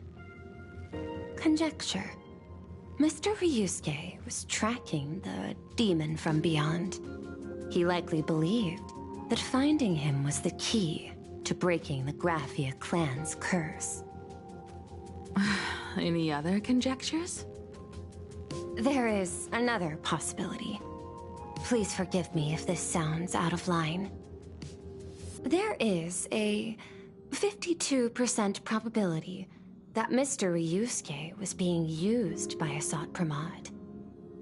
He might have even chosen to work for him. I'll have a word with him. I'll leave it in your hands, Miss Himiko. Dad? Do you have a minute to talk? I do. I'm 1000% free for you. What brings on this surprise call for your old man? I was worried you were too busy, so I didn't want to bother you these past few days. That foolish didn't hurt you, did she?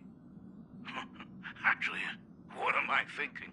A mere herald of death is nothing to my Himeko. You probably handled her in no time. And that kid is something else too.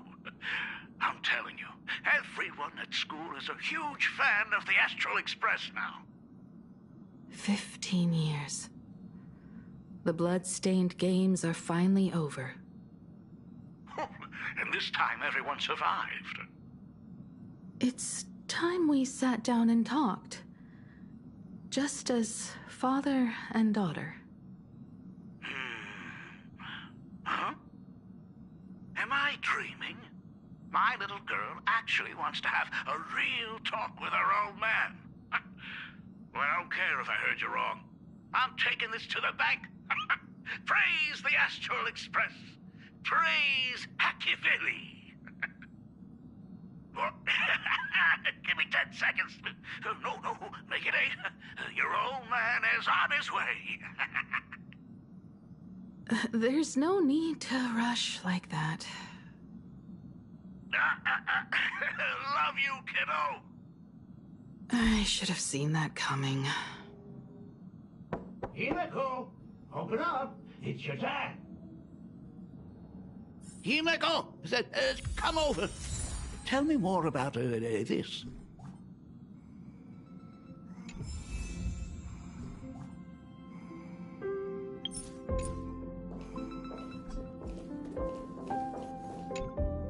I originally planned for us to meet at the school, but since you're already here, let me show you around the Express. Oh, I would love that. I was in such a rush last time. I really want to get a good look at the place where you spent the last 15 years. Who could have imagined it? The thing that connects this nearly infinite universe is not some distant godlike Xipe, but a single express. I have met many artists who dreamed of boarding the Express just to get a closer look at the legacy of trailblazing. So I am curious, how will the great artist Ryusuke evaluate it? Me? Well, I'll give it my all. I was only joking. There's no need to be so serious. There's actually so much interesting stuff on this express.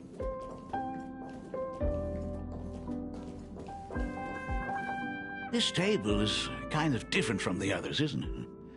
I mean, they all look alike, but this one doesn't seem authentic. A lot of old furniture was destroyed when the Express crashed. Pom-Pom and I spent quite some time picking the right replacements. Ah, out with the old, in with the new, huh? Well, the Express has been running for years, so it's only natural to have to patch things up every now and then. You must have had a hard time keeping it running. It's not that hard. I'm used to it.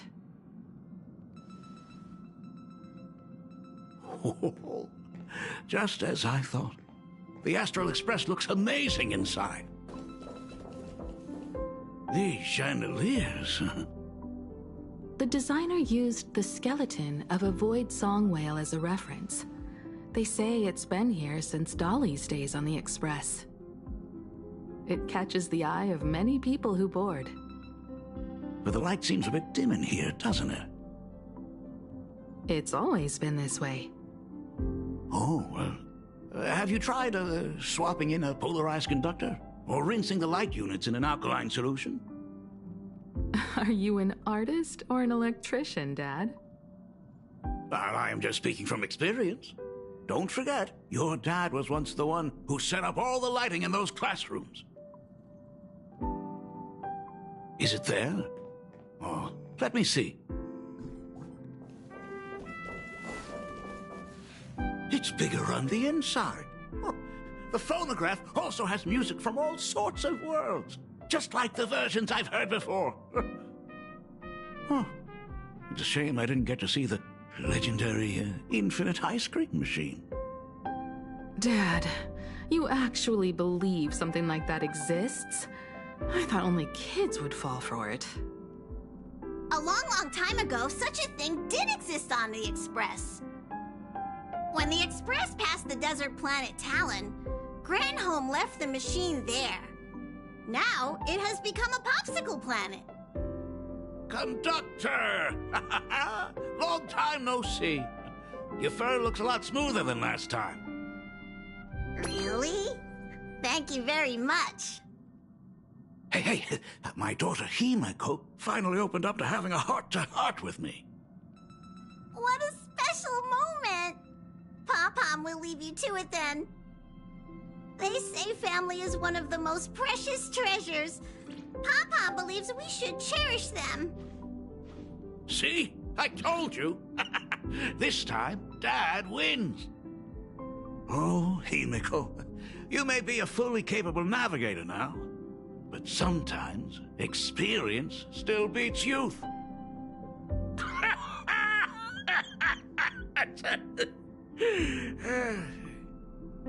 Aren't you tired of talking non-stop? Are you actually worried about me? I am so touched. Perfect. I'll make you some coffee. Huh? Huh? Well, might as well swing by the meeting car to say hi to that, Intellitron buddy.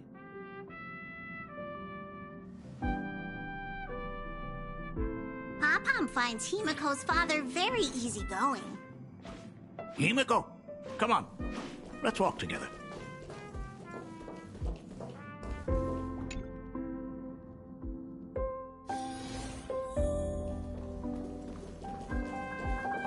Intellitron buddy! Rumor has it that the drinks in the World's End Tavern are all brewed from jokes.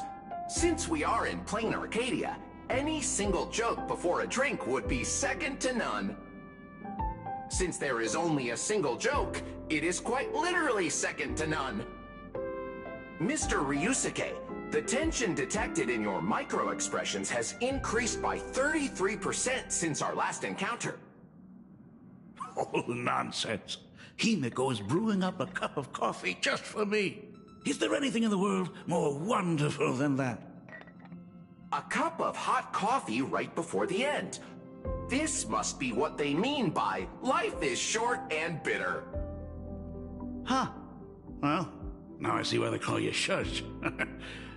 Well, since I'm still among the living, let me tell you a joke for a change. A long time ago, there was a truly terrible nameless. They snuck aboard as a passenger, seeking a certain answer. Now one day, they ordered a drink from a service robot on the Express and told it a joke. A long time ago, there was a truly terrible nameless. They snuck aboard as a passenger, seeking a certain answer. I have retrieved the same joke from the archived logs. It is indexed under the title, An Unfunny Joke.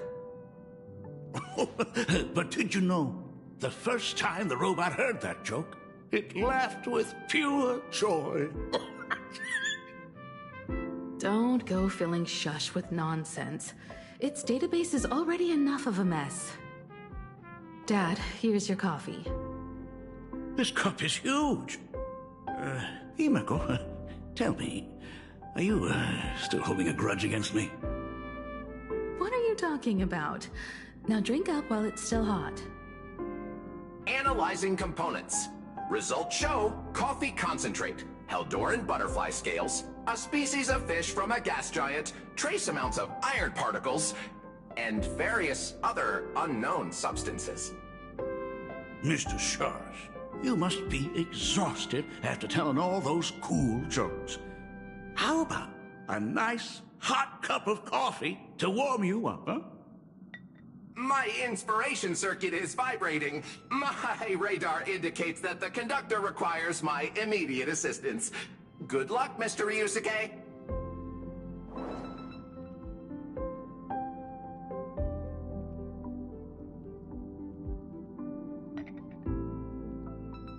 Oh, Himeko, If I do not make it out of here, please deliver my resignation to Miss Dolly. Tell her I will not be coming in tomorrow, which is really no different from any other day.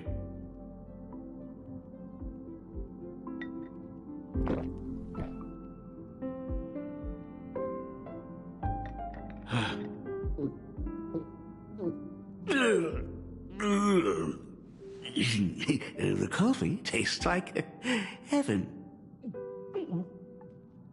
Oh, want another cup? Himeko, Miss Dolly told me that back when you were a school assistant, you used to bring a massive pot of coffee for everyone every single day.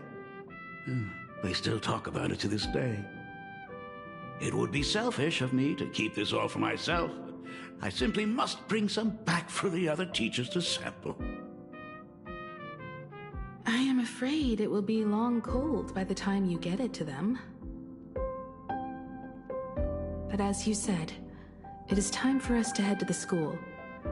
We must return to the source of all these tragedies and put an end to the blood-stained games. Are you truly ready to say your goodbyes? We can stay a little longer if you like. We still have plenty of time. We should go now. I have been ready for 15 years. It has been 15 years. Those ghosts have been repeating their final day over and over, trapped inside the classroom you imaginated. Even if they are merely shadows of the past, they deserve to be set free.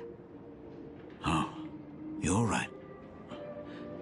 Let us use one final goodbye to close the chapter on the Herald of Death incident.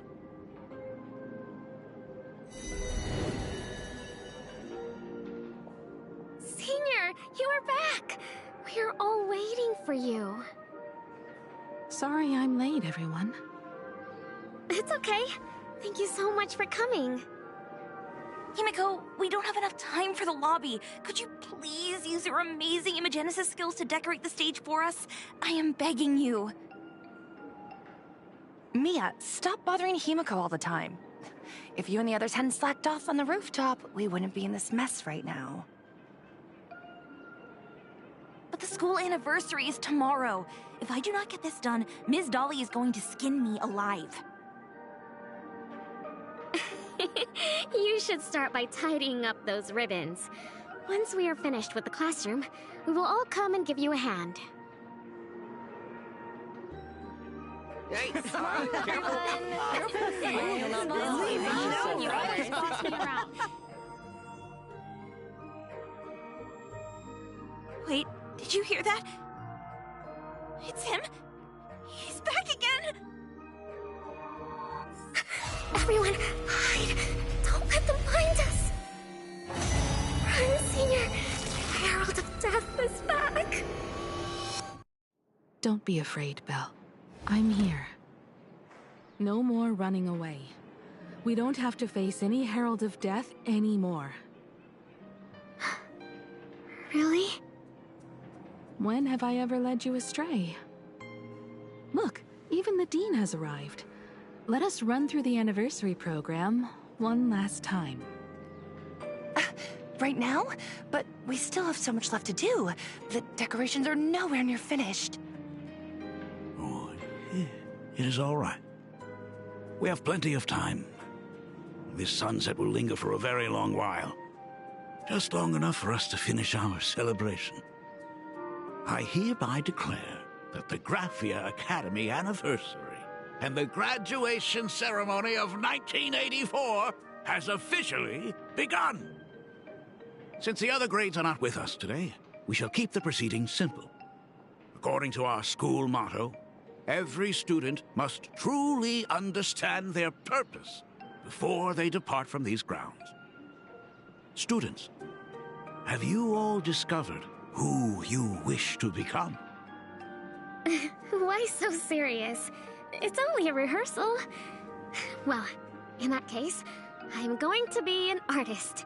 And not just any artist. I will be even better than you, Senior. I plan to study at the Intelligentsia Guild. I want to learn how to create even more interesting Imaginae. I want to study cinematography and become a director. I want to capture every single moment of happiness in the Arcadia. I hope that in 10 or even 20 years, you will all still hold these dreams close to your hearts. And now, please welcome our distinguished graduate representative, Himeko, to the stage to offer her final blessing to the graduating class. Our senior is doing this? That doesn't happen a lot. Himeko? Are you nervous? Relax. Give us a smile. I do not know what to say on an occasion like this. All I know is that this is a comfort the living leave for themselves. But take that step forward. Go and embrace tomorrow. Become someone that the person you are today would be proud of. Congratulations to the class of 1984. Senior, don't miss us too much. Himeko, see you around. Himeko, what's with the sad face? It's not like we'll never see each other again. Farewell. Belle, Full Wish, Mia. Safe travels, everyone.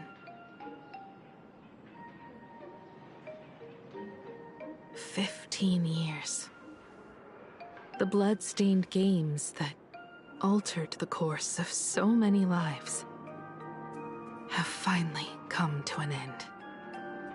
If only I had not lost myself in my own grief. If only I had looked after that child properly. Perhaps everything would have been different. It was not only the Herald of Death that pushed her towards that abyss. Full Wish said that it took Plain Arcadia 15 whole years to kill her. Will this world ever get better, Dad? I don't know, but I'm willing to believe in it. Dad, all these years, just what have you been doing? Is that concern I hear in your voice? If you say so. After the blood-stained games, I traveled to many different worlds. Every time I set foot on a new planet, my thoughts always returned to you. Until one day, I happened to see news about the Astral Express. The person on that screen was so different from the daughter in my memories. I was afraid, to be sure. I did not want to disturb the life you had found. As long as I never saw you in person, I could keep telling myself that lie. My daughter had fulfilled her dreams to soar among the stars. Von Walk, Owenly, New Londinium.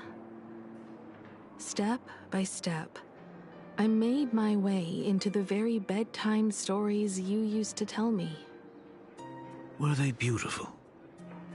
In this vast universe, nothing holds more beauty than the lands en route, yet to be reached.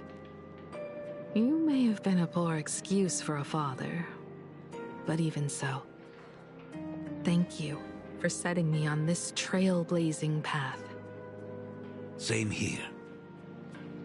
Thank you for fighting so hard to be here alive. It's still early, huh? Let's have a walk around the campus. I have something very important to tell you. But it can wait. Something very important? No. Give me just a moment to gather my thoughts.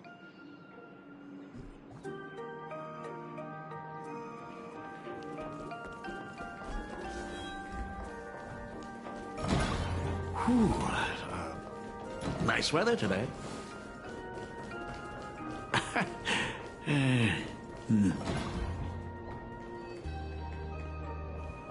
Let's go downstairs. Oh my god, it's her! Himiko! Oh my... Himiko! Slow down a bit. Your old man's arthritis is acting up again.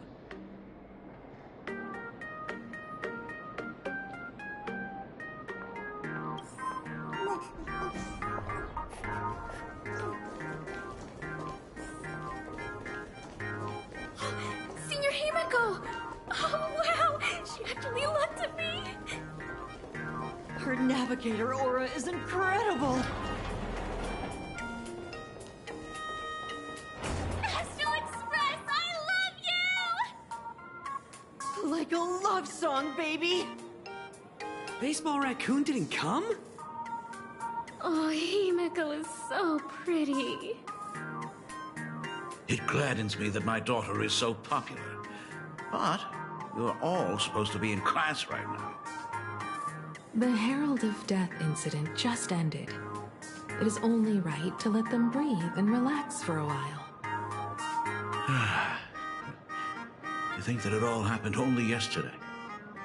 Young people really do have a way of returning to their carefree selves so quickly. I suppose it is because they believe the Astral Express will always be there to save them. It brings back memories of you as a little girl. Whenever you heard someone mention the universe, the light in your eyes would outshine even the brightest supernova. That is true. The very first Imagine I ever brought to life was modeled after the rocket atop the Phantom Moon's head. That little fellow had quite a temper. It was so determined to fly higher and higher. To this day, I still wonder if it ever truly reached the moon. Dad, do you still remember it? How could I ever forget? That thing came crashing down and poked a hole right through Miss Seadrake's tail. I had to take you to apologize in person. I ended up redrawing the tail myself to make it right. These days, I wouldn't be able to handle that kind of trouble anymore. My poor old back wouldn't allow it. Now that I am free from the weathering curse, you don't have to spend your life wandering the stars anymore. Why don't you just settle down here? I just can't face the thought of coming back to nothing but an empty home again. Don't worry. I'm not going anywhere.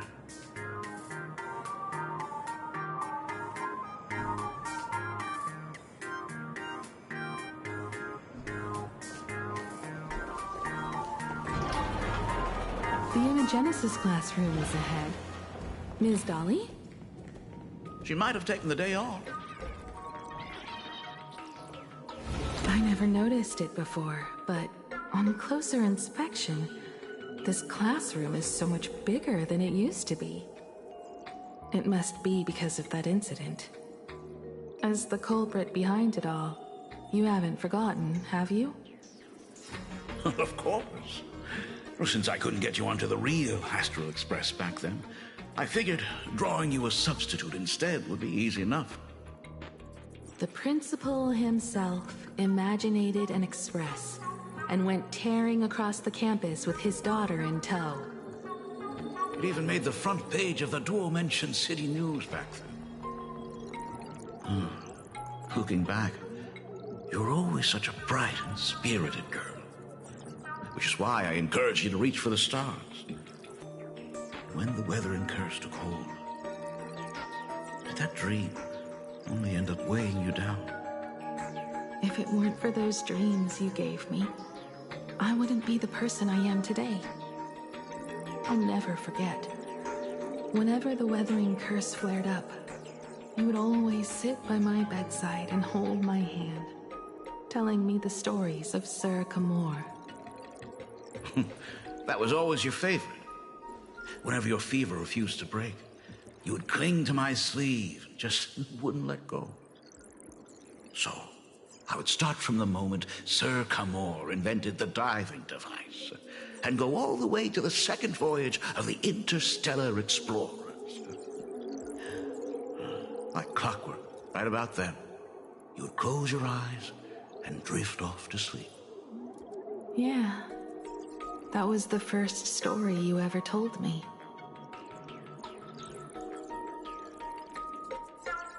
And the very story that helped me make up my mind. Even if I could never leave this place, if fixing the Express meant sending just one soul to the stars, that would be enough for me. Yet before I knew it, I'd already traveled far beyond anything I ever imagined as a child. I think I understand how you felt back then. Perhaps one day, I'll set down my duties as the navigator and come back to this place too. What about the Astral Express? A crew of the most incredible nameless will keep the Express sailing on. Like a teacher watching their student, or a father his daughter. I understand that feeling. Then your dad will always be here at home waiting for you. So, what is this important thing you need to tell me about? Yeah. That important thing. Dad, are you hiding something from me? I knew I couldn't hide it for long, Himiko. I am sick. What? This isn't the right place for this discussion. Let's go to my office.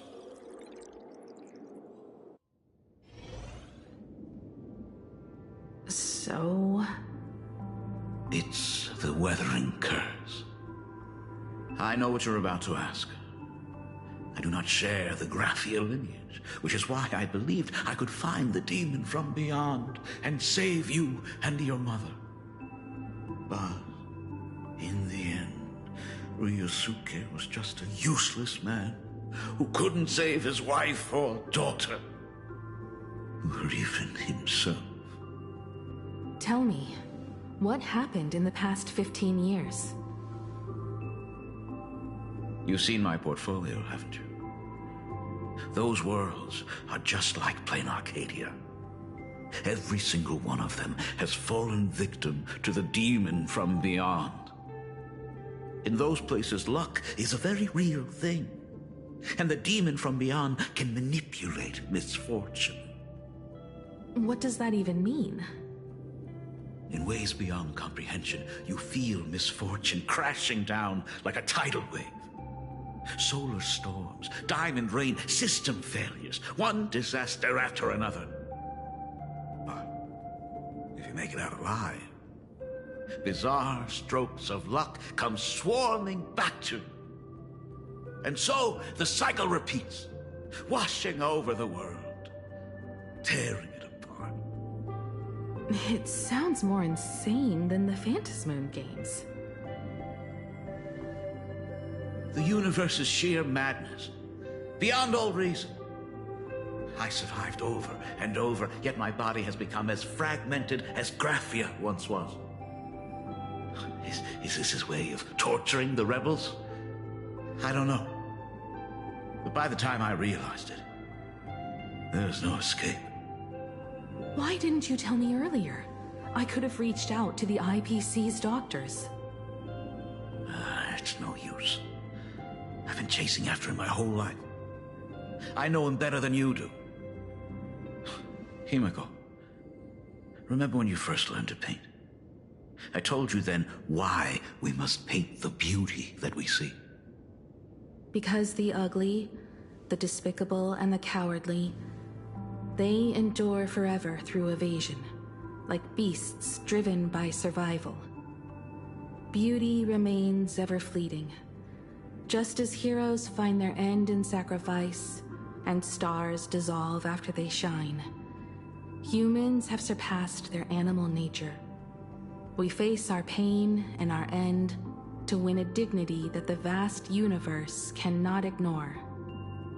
So we must capture what is noble and bright, to show that such things truly lived. As for the barbaric and the low, they will endure regardless, needing no witness to their existence. But Himeko, you are no longer the one who paints. You have become the very splendor that I strive to capture. Fate works in mysterious ways. I'm so glad to see you once more in my final moments, watching you fulfill your childhood dream. You are standing before me as the navigator of the Astral Express. I should have come back earlier. I'm so sorry. No. I am the one who came back too late. I've thought about it 1,000 times. On that final night of the Bloodstained Games, if only someone had been there to sit by your side. After everything, does this tardy father still even deserve to hear what his daughter wants to say? If you're willing.